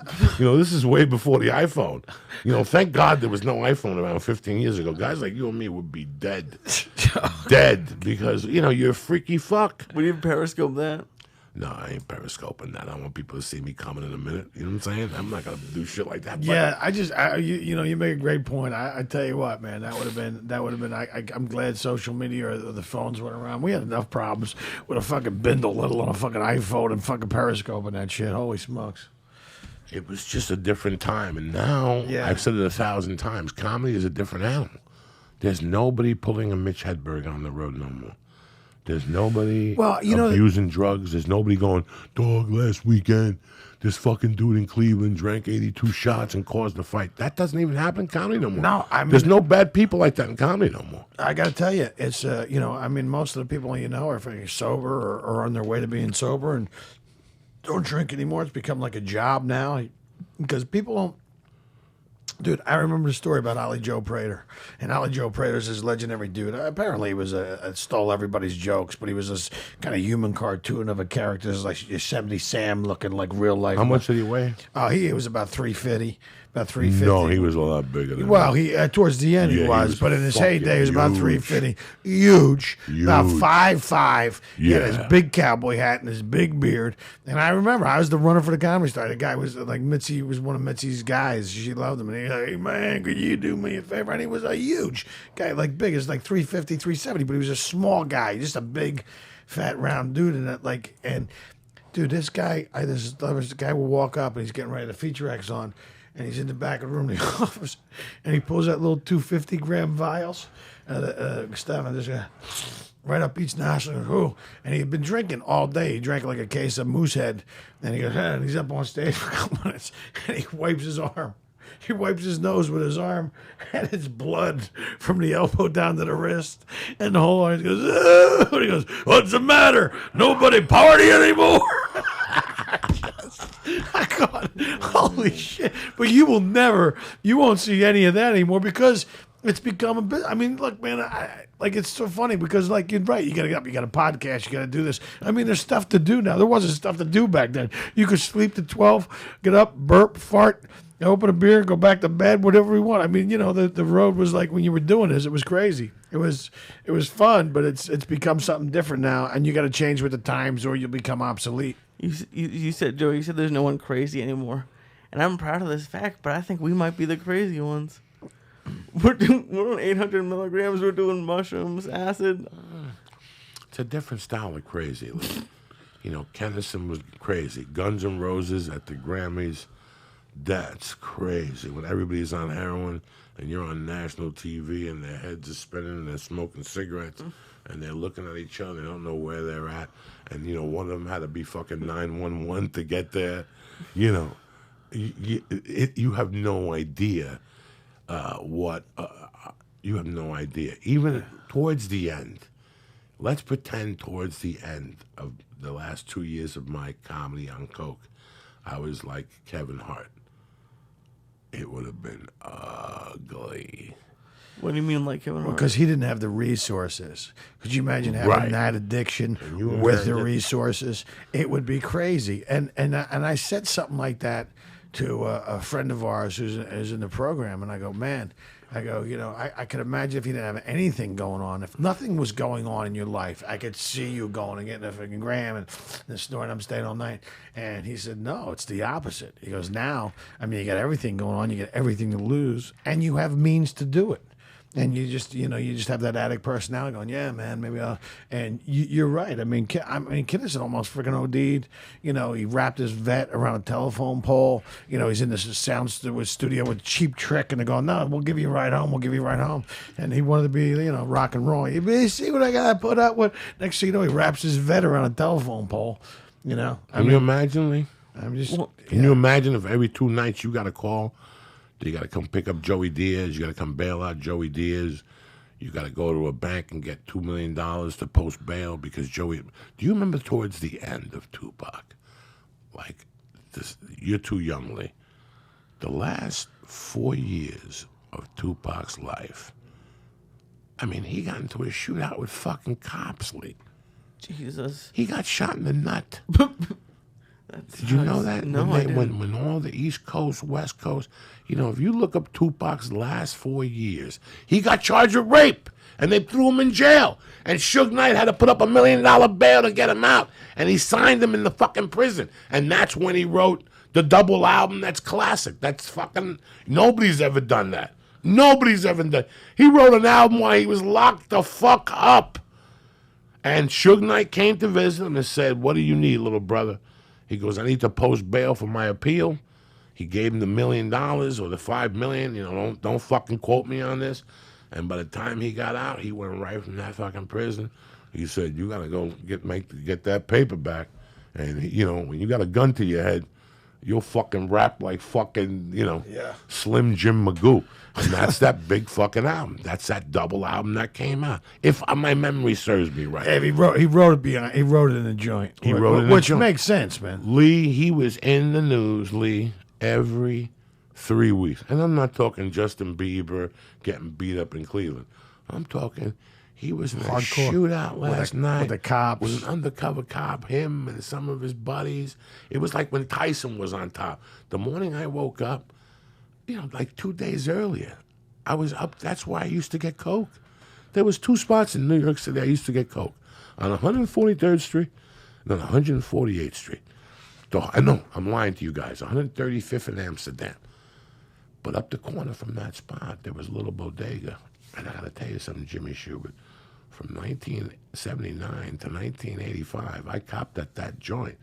Not because the cocaine was good, but because up the corner there was a fried chicken joint. Some Puerto Ricans who cook chicken 24 hours a day. Lee, I wouldn't be able to pull you away. I know you. Lee, you would just pitch a tent. You would sling drugs just to eat fried chicken. That's how good the chicken was. And they had a little dog on in front of that. If he didn't like you, the dog attacked you. You had to go. You had to walk. No, this is real. This is 1980s. What's the fucking point I'm trying to lay on you motherfuckers? I don't even fucking know. Jesus Christ. What was I saying? I have a brain fart. You were talking about the where you used to cop. You used to cop at this place and this place. Yeah, but it was a different time period. I'm the point we're trying to make is that the guy getting arrested all the time, Tupac. Tupac. Oh, yeah, Tupac. Yeah, so yeah. I fucking one night I read how fucking no, not Tupac. This is the night that Mike Tyson fought the guy in the street, the other boxer with bare knuckles, Green. Remember, out of nowhere, on the demise of Mike Tyson. Yeah, that was the beginning. Before it all went down, Lee, he got into a fucking fist fight in Harlem at 3 a.m. I got to question you, Big Mike. What were you doing in fucking Harlem? He was getting that chicken. It was like a food stand. So it was a popular food stand. A lot of people went What'd you up there. say? So it was 135th in Amsterdam? It used to be 135 in Amsterdam. For me, from 1981 to about 1985, that was one of my spots. And want me to tell you the funniest thing in the Shit, world? man. You were up above 110th A Street. teacher turned me on. My high school teacher told me, he goes, "Listen, you didn't hear this from me, but the best coke in fucking Upper Manhattan is 135th in Amsterdam. Park your car a block away, walk up, and right in the middle is a fucking club. Walk to the window, just talk to them in Spanish." And that's exactly what I did. And in those days, they would sell me. When I first started going to them, it was $2.50 and $100. So $2.50 a gram, $100 a gram. But it was, and these guys would shoot in that because it was their own little private disco, and they hid it in the doors.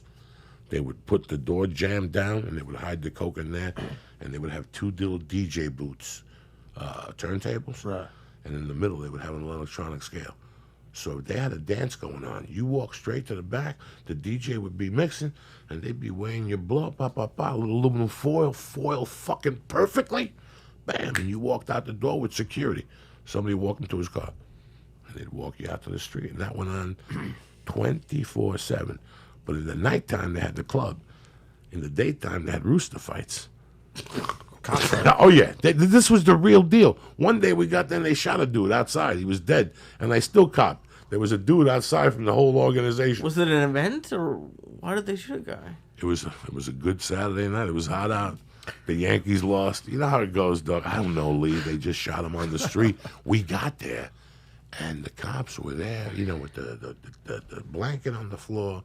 I mean, it was 40 feet away from me, but one of the guys that was in that disco was out there. And he saw you, and he goes, go around the corner. Even with the cops right there, 100 yards away, they were weighing it right there in an alleyway. Yeah, just a different. You could never do it. Well, now you have cameras. Yeah, you got cameras everywhere. Everybody's got smartphones and everything else. I mean, I'm shocked by the Tupac stuff.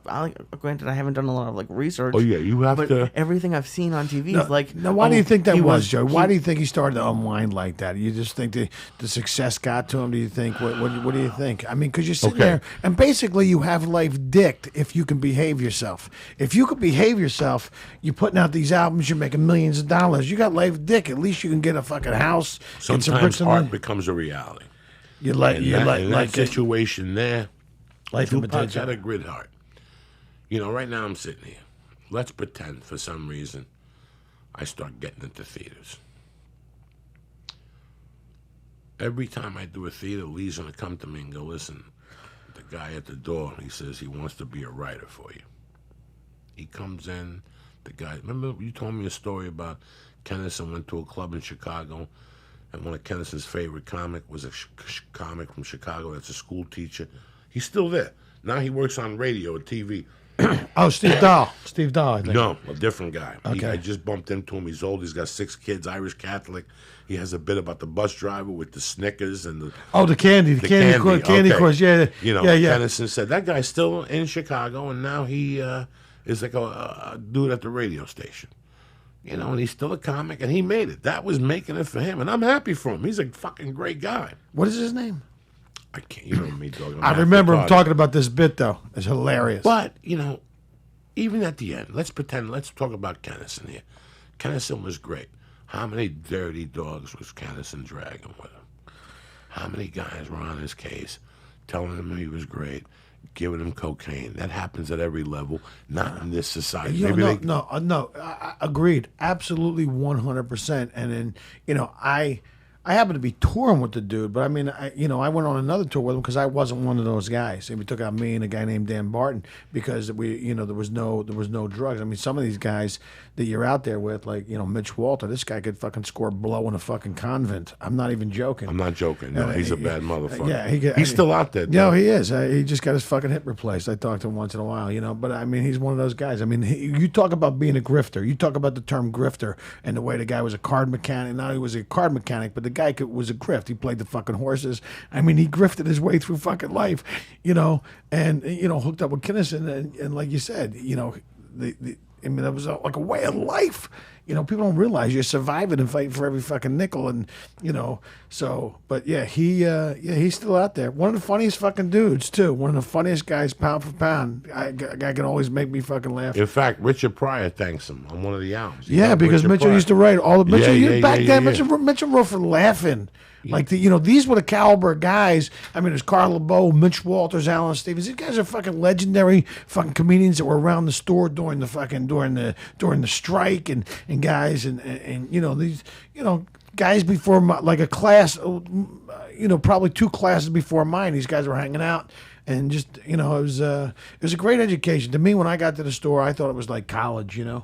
I mean, really, I get to sit there and watch Robin Williams go up. And, I mean, you know, when I was there, I got there 86, like the end of 85, beginning of 86. It was like, dude, it was ridiculous. 85, 86.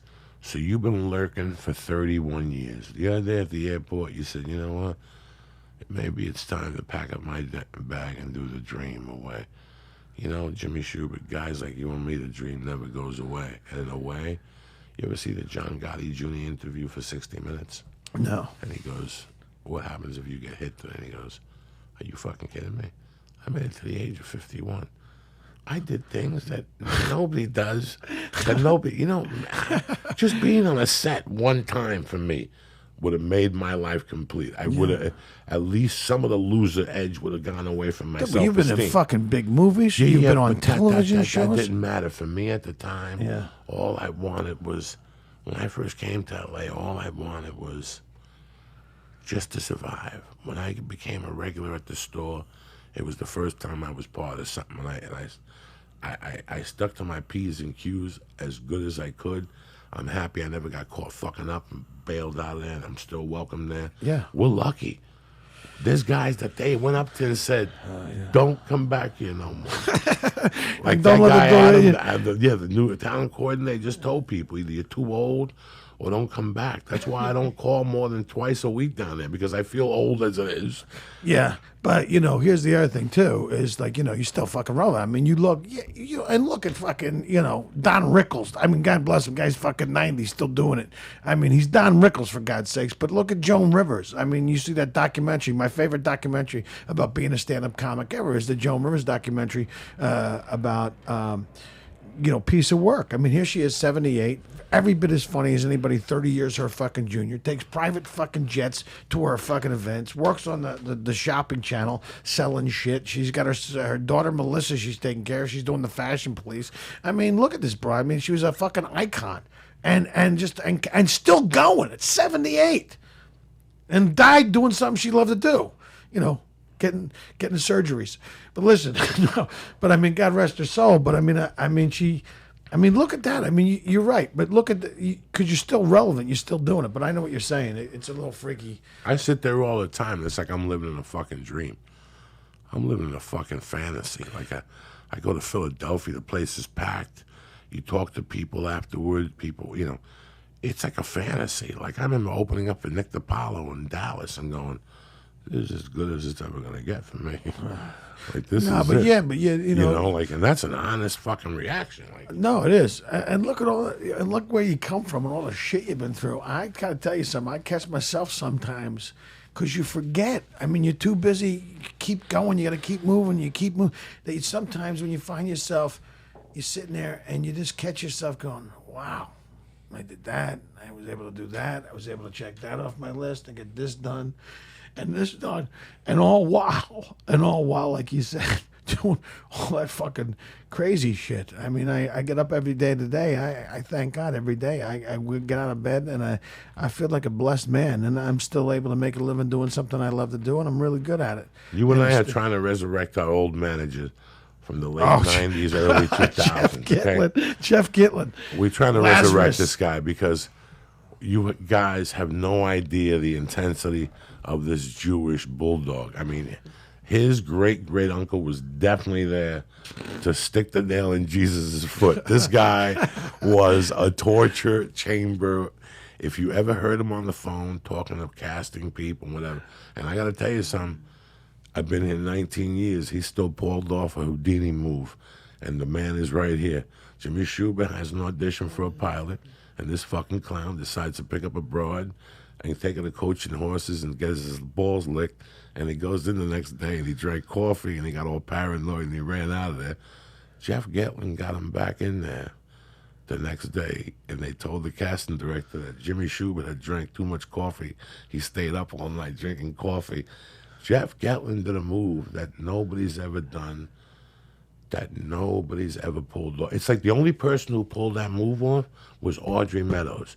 When she went to see Jackie Gleason, he told her she was too pretty, and the next day she hired a photographer and took pictures of her in the morning with no makeup. Right. And he showed her the pictures, and Ralph goes, "That's her. I want her. Who is she?" And he goes, "Same broad that was here yesterday." And he was blown away. Dude, Jeff Gitlin sets up an audition for me. I'm coming in.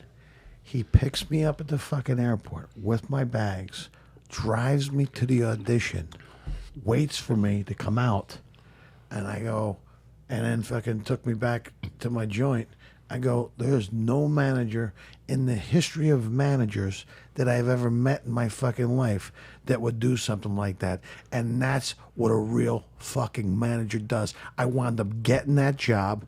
That job was for 1 hour photo. There must have been 300 guys going to read for the role of the fucking soccer coach. It wasn't a big part. It was a little part. I got to work on it 3 days with Robin Williams.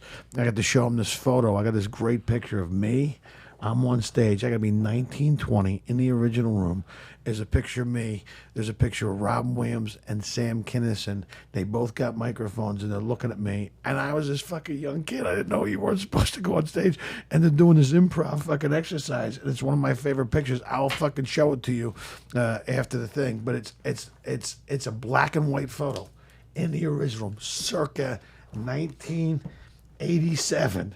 It's me, Rob Williams, and Sam Kinison, and I am the only motherfucker still alive in the fucking picture Oh, today. Jesus Christ. Put that picture away, please. Put that picture away. I don't want to bring no bad spirits in him. No, no, kill no, a chicken no, and bring him down. No, here. God Shit. rest his Take that soul. picture I'm out not here. killing Will a you? chicken. I got one guy who got died and the other guy, God forbid, please. Get those bad spirits out of here. We might as well talk about politics again. Sorry, bro. I didn't mean to run through your bubble garden with a pin. Jesus Someone Christ brought it to almighty. my fucking attention. Let me give some shout outs here to some great fucking people. First of all, my main cousin, Hamsel Diaz, always posting pictures of my other cousin from Cuba. Did you see the pictures? My cousin Yeah, was with with Sting Sting. and fucking Peter Gabriel. How about a shout out to my man Brady Ferguson, Darren McInnes, Lonnie Collins, J.R. Gomez, Crystal with the new fucking hairdo, and Bobby, Ookie Spooky, Cleo, Jonathan Santabrea, David Marin, and Jim. None your fucking business, cocksucker. You know I love you guys. And don't forget Felicia's at Flappers all weekend. 2 shows Friday, 2 shows Saturday. I'll be posting the No Expectation tour in L.A., working up to my special. I got 1, 2, 3, 4, 5, 6, 7 hours from July 21st to October 11th to put this thing together. Jimmy Shubert's going to be a contributing writer. He didn't know this. I didn't know. He's working pro bono. Anyway, that's it. I love you motherfuckers. Always be safe this weekend, you know. Yeah. We were just fucking around with the fireworks. Joey, thanks for having me in, bro. No, I I'm not done here. Hold on. well, we just, I thought I we know. just take a little breather here. Oh, yeah. We'll do a bong hit. It's time for a bong hit. I want to be around to pick up the pieces. Up above When 110th Street. Somebody breaks your heart. Hold on 1 second. Yeah, let's fill this motherfucker. That's soldier hilarious. up. Up there. What, Lee? What, I Lee? just I was on Freddie Correa's podcast. Thanks for the invite, number 100. Thank you very much. If you want to check that out, that'd be great. It was a really fun podcast.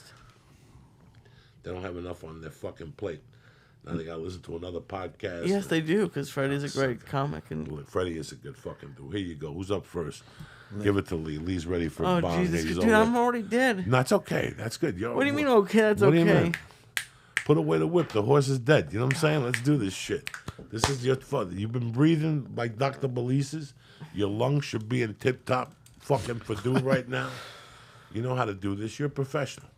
I know You're how to working do for this. listen, obviously there's not Knowing gonna how be- to do it isn't the issue. Listen, obviously there's not going to be a fucking Olympia in Brazil. We might as well have our little Olympia in this fucking room. Right Yeah, now. Brazil Just spent all their doing money bribing the Olympic officials to get the games there. They didn't even count on the Zika And virus. you get the fucking medals. Come on, hurry up.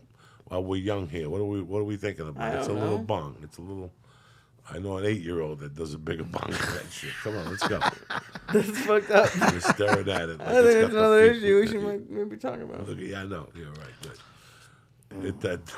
Shut up. Hit that soldier. Unbelievable. Knock wood, buddy. Knock wood. God forbid. Yeah, no, we're here. Look at him. Look at him. Go, Lee, you fucking animal. Look at you. Suck at it. There you go. Look at you.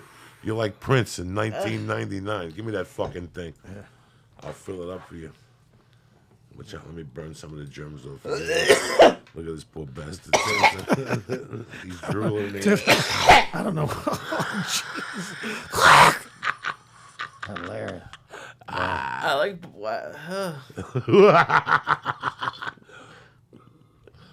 Coño.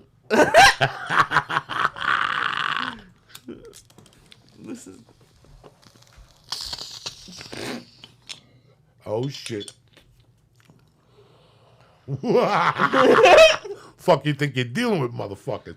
You want a piece of this, Jimmy? I'm good, man. What's the story? You know, you do a No, star no. at that? You want I'm another just star? hanging out with you two guys. I'm sitting between you two guys. You want another star? What the fuck? Might as well do another one. You didn't say that. You got nothing going, huh? You gonna go stop over there at Moore Park, get some fucking spaghetti from La Villa. Oh, that's exactly where I'm going. Dog, do you think? Pagliacci's, Who do bro. you think you're fucking dealing with? Dude, have you ever been there, man? I Don't play. be being a magician. Eat that fucking thing. Let me say, by the way, you don't think I remember you had those 2 pigeons in your apartment. I remember getting coked out with 2 pigeons in the apartment. If you don't think I wanted to kill the pigeons, I was Oh, that's my fucking hilarious, bro. That's hilarious, So Joey. we put it in the hat, put it in the fucking the whole thing, the fucking star routine like Lee used to do.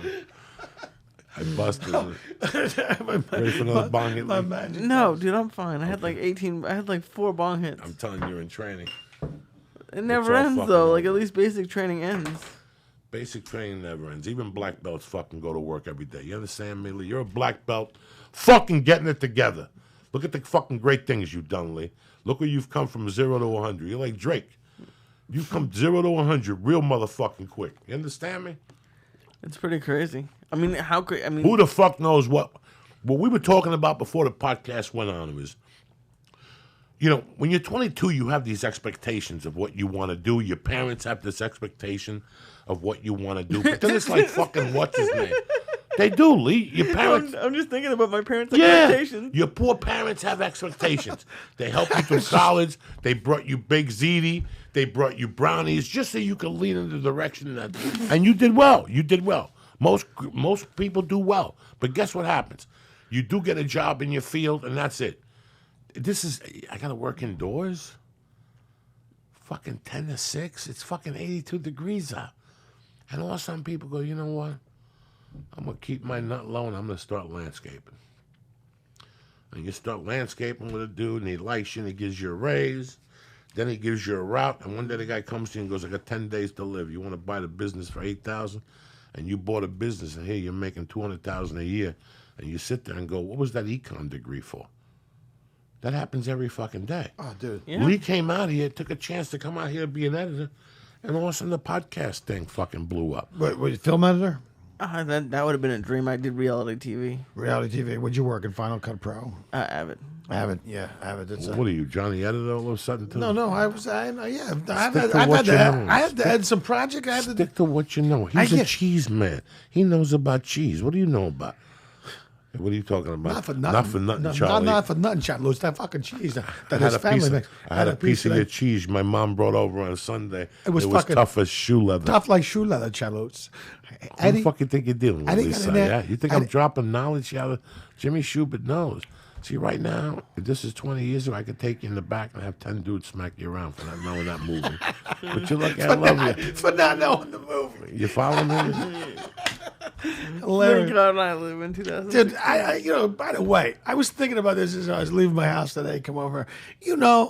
They have never, once in a blue moon, but there was never, like the movies they made in the fucking 70s, Serpico. Oh, please. I mean, there's not, You're it's beating not, up a dead horse. We've destroyed that fucking subject. not even fucking close. I was thinking about it. I mean, it's just so funny going, because you were someone, I was talking to someone the other day, goes, who's a fucking movie star? There's no more movie stars. Who sells fucking tickets? Nobody. Marvel and fucking robots. Yeah, but And that's fucking nobody. that's it. There's And no that's it. stars. I mean, other we than have Liam, no other than- American hero, Jimmy Shubert. You know why? Because From people. 1932, we've had John Wayne. Yeah. We've had tough guys. The guy who did the original Scarface. I forget what his name was.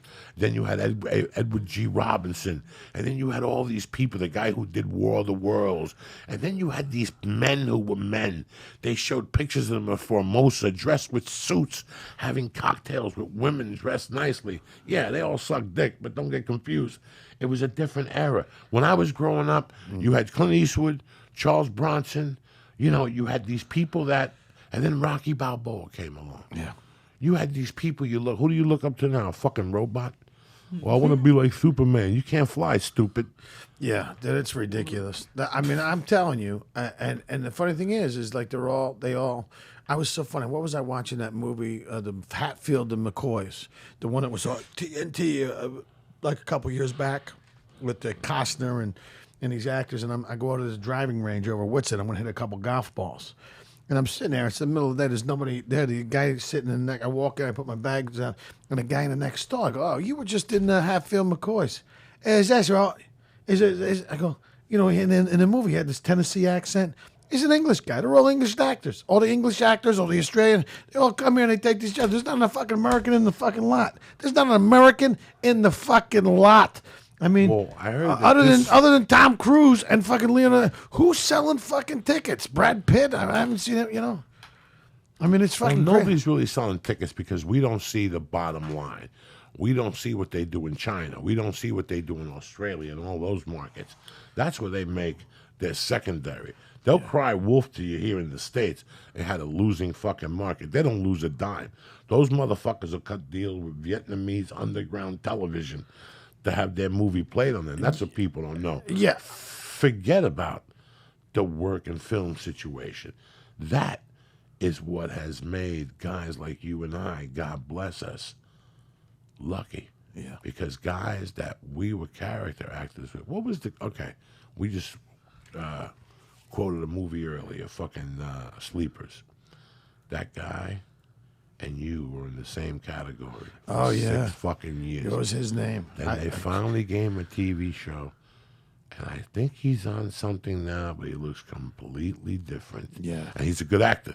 No, he's that a great dude's actor. a great actor. Yeah. That was the league you were in back there. You yeah. were right there. Yeah, but dude, That every time I you was went to an all- audition, he was lurking. He was there, and freaking, you know, a couple development deals, the couple of deals that I had, we shot a pilot, had a couple of those working, and then I came up against guys with like, you know, it was you're right. I mean, I had a nice stretch there for like, you know, about 5 or 6 years, just where you could go in and I mean, look, you pick, back then you pick up a guest star on freaking ER. You go in there, you work for a couple of days, you go make like, you know, now all the residuals from that went back when the SAG contracts were there.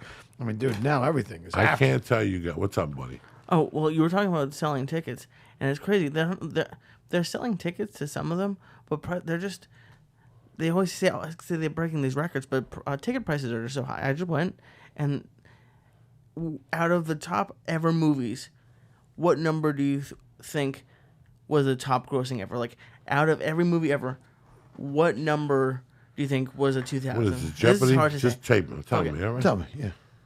Number, Is Jaws in there? yeah. So it doesn't get to number 11. The top 10 grossing movies all time were before 2000, and even before that, like, I think before 1990. Well, you have more longevity. I know, but So they it's- keep replaying them in markets. I mean, there's a lot of variables. Yeah, but No, you know, but the it's other at the- thing it's is at the that box they office. keep selling me the same movie. So if I've seen Transformers 1, I've seen Transformers 2, I've seen Transformers 3, I've seen the whole fucking thing. You're just remaking the same fucking movie over and over again and selling it. Listen, right now, what you were hitting on earlier, I just said, somebody just sent me something on Twitter. And they sent me a tweet saying that they've signed on to shoot Death Wish. And Lee and I sat here for 2 hours figuring out who's going to play Charles Bronson. And some people sent me Steve Buscemi, and that's not going to fucking work. Some people sent me fucking things that were ridiculous. They were ridiculous. They were so far out of the game. And it's not their fault. This is the shit they've been sold. Do you I think thought they were about fucking it. with you or no? No. People were straight up. Hey, man, I heard your conversation on the podcast. I think you should go with Steve Buscemi. You know, I think you should go with this. Who else did they recommend? Oh, God, they recommended the American Sniper. They have He's never. too good looking. No. First off, they can't remake Death Wish. Do you know why? You can't. Why don't Because you the write a rape- new movie? Because the rape scene is so fucking real. Brutal, yeah. That it would never work today. It's like the beginning of The Longest Yard. It would never work today. Burt Reynolds take that bitch and smacks her in the mouth and throws her against the wall. That would never work on television. Shubert and me are looking at Lee. Every like 8 minutes, Lee realizes how high he is, and he tilts his head back and he says a prayer going like, but in all that whole 2 seconds, he thinks about how he got here and why he still comes here on a daily basis and how he could get right now, leave town with Paul and never come back. He doesn't need this. He's a nice Jewish boy. There may be a route planned. It was really great seeing you the other day, Jimmy Shubert, because that day I didn't focus, that night I didn't focus on anything negative. I have nothing negative to focus on right now. I, in my eyes, lasted 15 years longer than what I anticipated. And you know what? I did get into some good movies. Speaking of SAG contracts, I just got my second residual check from Grudge Match. And You don't want me to tell you what it is, how bad it is. It's embarrassing bad what I made on that movie. But it doesn't matter. To me, it was an opportunity. Yeah. I was there to fill the void. For me, it wasn't even about the money. It was about having the opportunity to be in the room with those dudes. I'm an ex-fucking felon. I was living in a rocket ship. I was stealing drugs. I was doing all these fucking... Then I came out here and got even worse. At one point, I was so fucking bad out here. I still remember feeling a chick at the Denny's on Sunset by Rock and Roll Rouse under the table while we were eating hamburgers. And her looking at me going, are you fucking serious? Like on coke. In my mind, she was ready to fucking go. She asked me to sit down and get a cheeseburger. I'm like, let's get a cheeseburger. Okay, you're a comedian, great. She had a mini skirt on, and I grabbed that fucking kneecap, and she looked at me like, you come again? I'm like, what's the story here? Nobody asked me to have a fucking cheeseburger. She's like, you better get up and get the fuck out of here. I had to pay for both cheeseburgers and run out of there before she dialed 911 and shit. Yeah, and now you're doing from all that. What I'm saying is sometimes you got to stop and think about that because you go, I mean, that is winning. That's a victory. I mean, you know, I know at one point in my life I was out there on the fucking edge, but you know, you're able to come back from it, get to control your life. And look, you were in a fucking movie with Robert De Niro. I mean, come on, that's fucking impressive, and you fucking killed it too, bro. I mean, you did a fucking toe to toe with fucking Robert De Niro. What was this, acting 101? Huh? Joey Coco Diaz, methadone actor. He went fucking deep. But I know, but I'm saying, dude, you tell that story about basketballs, or whatever. You went from that to doing scenes with De Niro. Dude, Joey, sometimes you gotta fucking give you some break. Go, you know what? You're right. I did. I came back. Jesus Christ, I sit there sometimes. Listen, there's not a day at one point when I'm showering or when I sit there and I'm eating that before 9 o'clock I go back in my mind somewhere where, like, I'm like, where was I 22 years ago or something? And I look at my living room, I look at the balcony, and I look at the cats, and I got these two cats that are two brothers, Harry and Demi. Let's pretend I get hit by a fucking car tomorrow. One of my greatest achievements is that I saved both those brothers. I look at them every night, and every night they sleep next to each other with their heads next to each other. No, they don't. Really? Yes, they do. Yes, they do. So one goes west and one goes east, but their heads are 2 or 3 inches apart. And at one point, Demi, who's retarded, pops his fucking head up, looks around, wakes up, and he gets closer to his brother and starts licking his neck, right? And that goes on for about 3 minutes until Harry wakes up out of his trance. And he's like, wait a second, this ain't a fucking wet dream. This is my brother licking my neck, which means I have to lick his neck.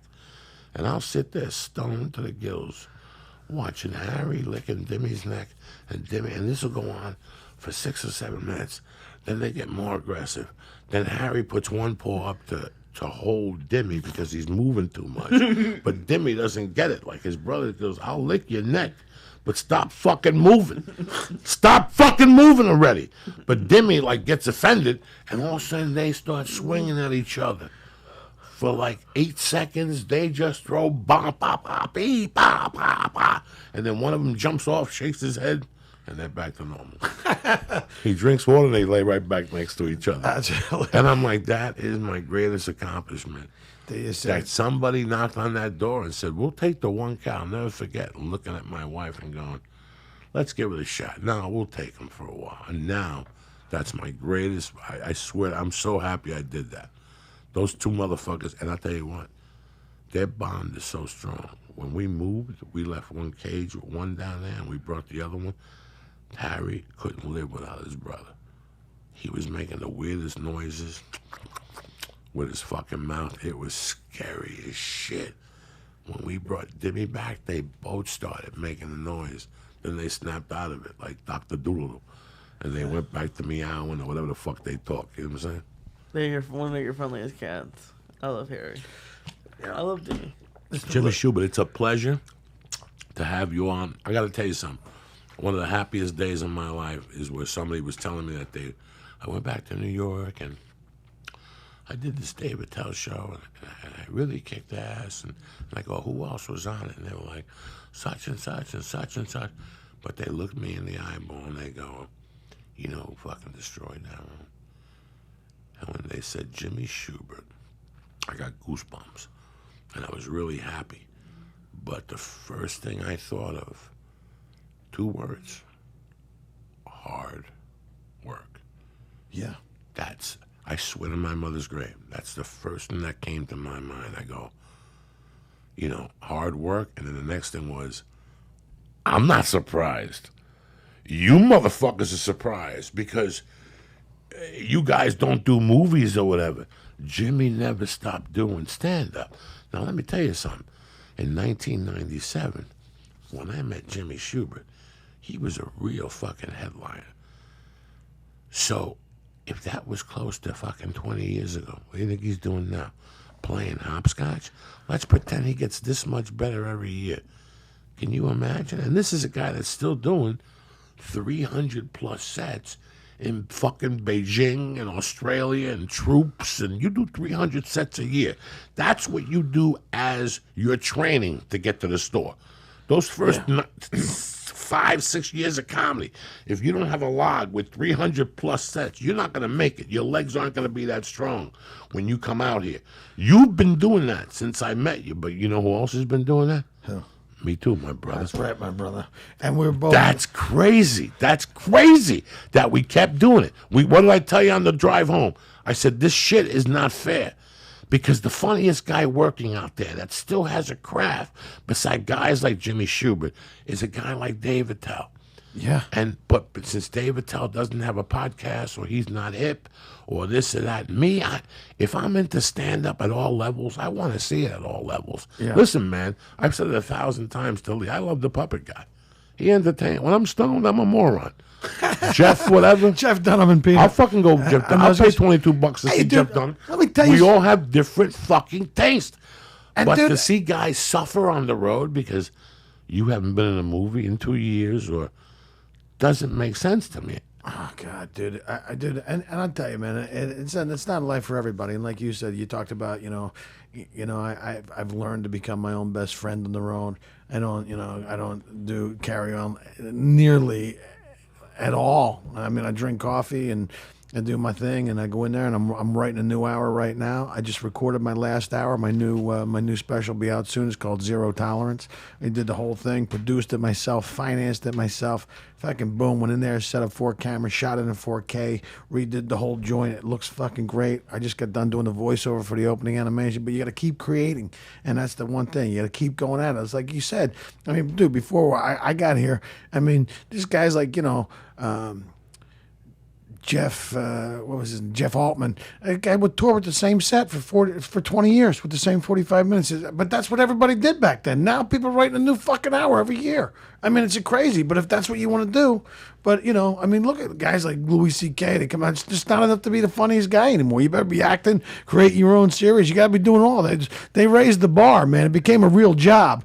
And thank God, we're talking about our carrying on and all that silly shit we did. It's become a real job now, and you got to work at it. You're absolutely right. And the thing is, it's like, well, great. That's fucking awesome. You're out there, you're doing it, but I still love it. I still like making people laugh. I still love that human connection. There's nothing I've done in my fucking life that comes close to walking in front of a room full of fucking 250 people and just knocking it out of the fucking park. What about the pigeons? You like that? I still do a little bit of magic here and there. Yeah, sure. The pigeons.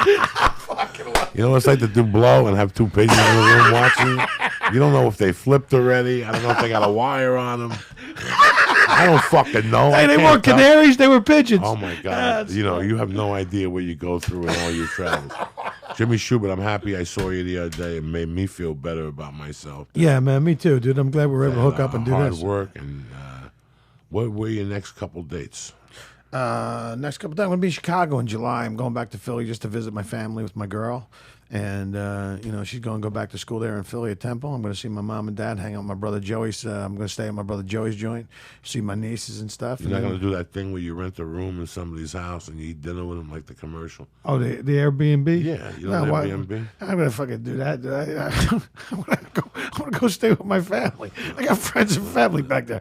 And my brother told me that because I got the room all It set doesn't up. matter no more. No. Because it's hip to Airbnb. See, this young generation wants to stay at creepy people's house and take a chance, like go to the Cosby room. You know what I'm saying? Hold on, let me open it. You're staying in the Cosby room. I got news for you.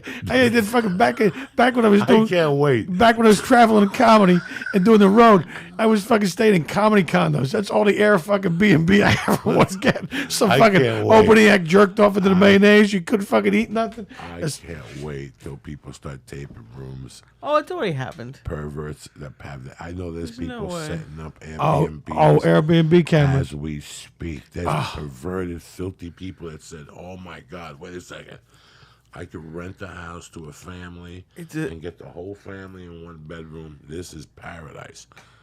This has to be. This is watch where Airbnb goes. Well, let me tell you something. I remember when fucking Airbnb first came out, and I was checking around, and I was looking for like a vacation spot, and you could rent a fucking giant teepee in fucking somewhere in Colorado for like an Airbnb. It was like a giant kind of, it had bunks in it and stuff, but it was a giant teepee. You go back there and have that experience if you want. You know what I'm saying? I don't want that experience. You know what I'm saying, Chief? I want a Hilton. Chief Two Tokes. All I got to do is send Lee. And right now, if this was 30 years ago, all I have to do is send Lee around the country, and he'd check out houses and tell me where they put the key. And I'll do the rest a week later. Lee don't know nothing. Lee don't know nothing. What are you talking about? I'm not a burglar. I'm a computer fucking nerd. I came over here to go to a fucking Comic-Con. I even bought tickets. What are you talking about? You're insulting me. Look at my record. I'm Jewish. I'll have you fucking sued. My uncle will fucking own that fucking Airbnb house. It'll be called Syatt B&B. You understand me? Hey, let me ask you a question. You get a cheesesteak when you're Philly? No, I didn't. Yeah, good for you. Would you? Listen, I'm 53 years old. I got one foot in the grave, one a banana peel. I go wrestle with young kids. Today I slept 4 hours last night, but I couldn't go. I had a meeting at 1, so I couldn't go to jiu-jitsu, so instead I went to the whatever class. I go down there. You got to look at your fucking thing now and go, every time I go down there to draw blood, I'm waiting for bad news. I got to go to Bob Hope next Tuesday at 9:45 and give him blood. Right now, you know where my head is right now? In hell. Wow. Hell, I'm thinking about that. Right now during the podcast tonight. Yeah. I was thinking about, when you were talking about politics, I went queasy in this motherfucker. Yeah. That's what happens. Dude. Lee Syatt, Yes, what's sir. up with you, my brother? Sitting there like a Zombo de la Moke.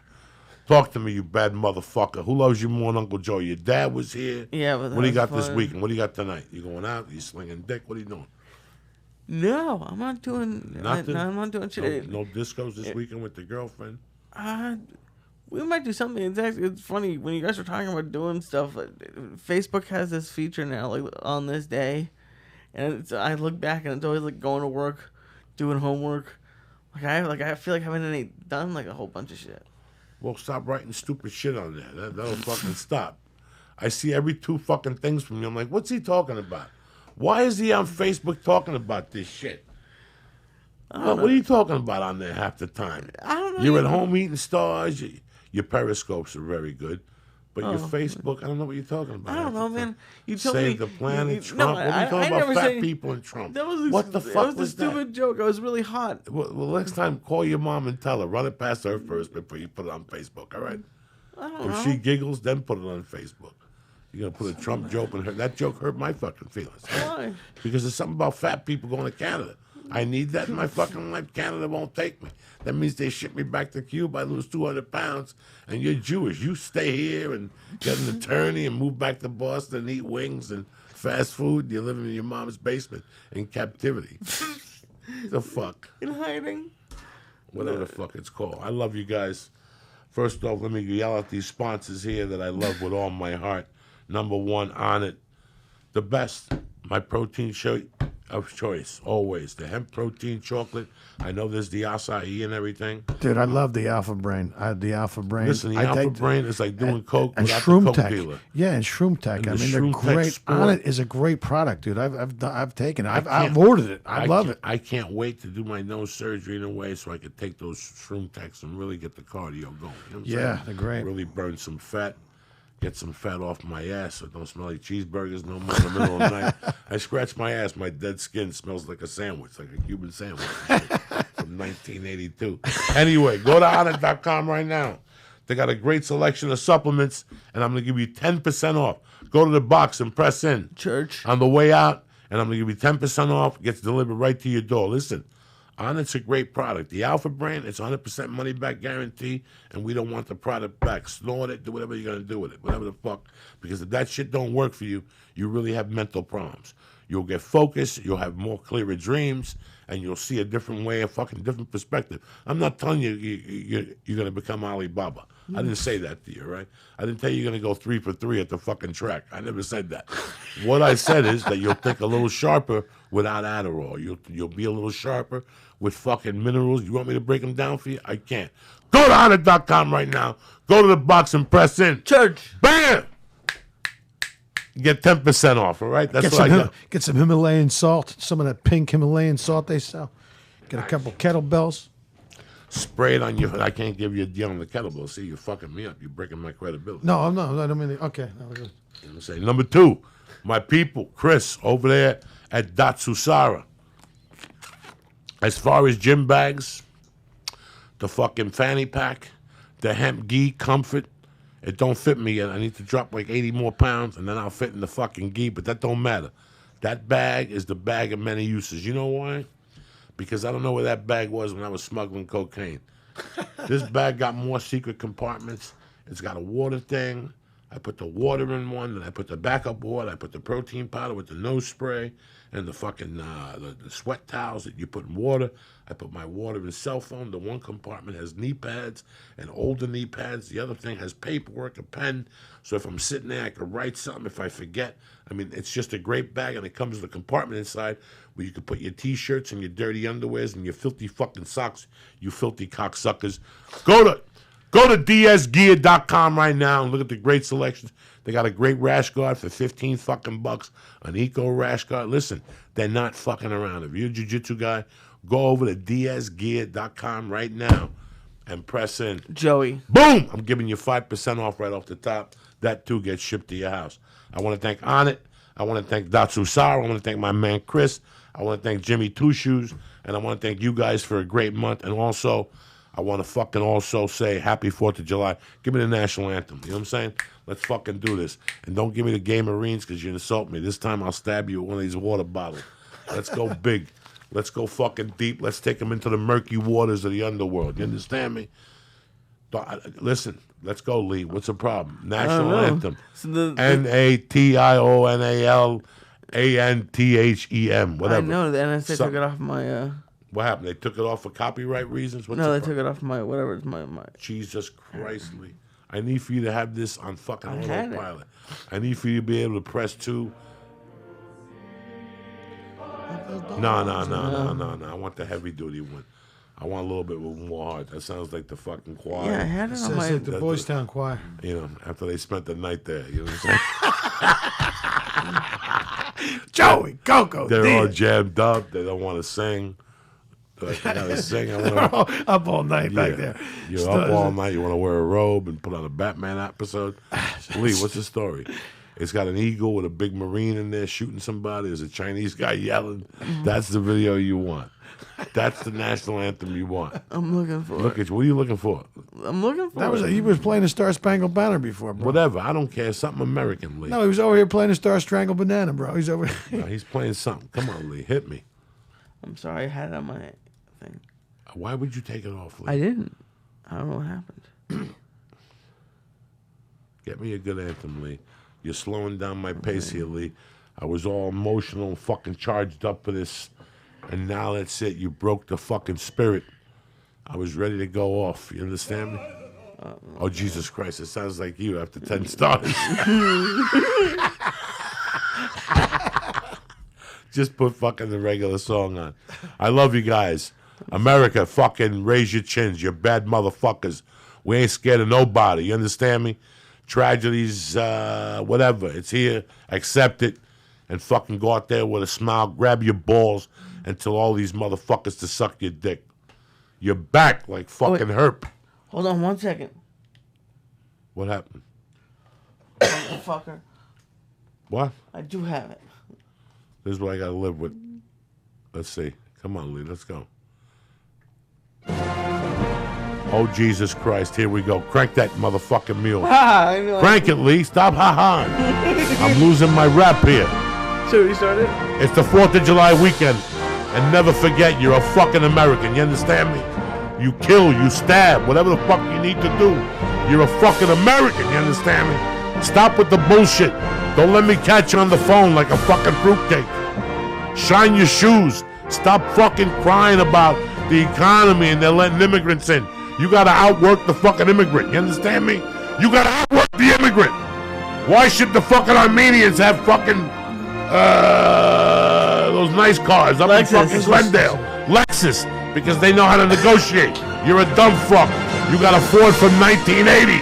Grab your fucking heart. Salute the flag, you fucking dirty. I'm out of words. You broke the mode. Forget about it. It took too long. I was fired up. I had a little sentimental speech. I was going to shed a tear. I apologize. You know I love you. I don't give a fuck. Let's play some fucking music, Lee. I love you guys. We'll be back Monday, ready to fucking rock and roll. Thank you. Have a happy 4th of July.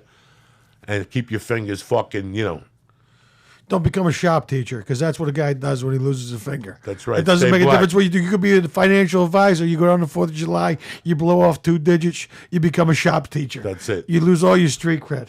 Get your dick together. Have a great weekend. Be safe. Uncle Joey loves you. Peace. Go, Lee. Lee, you slipped the time. Oh, shit.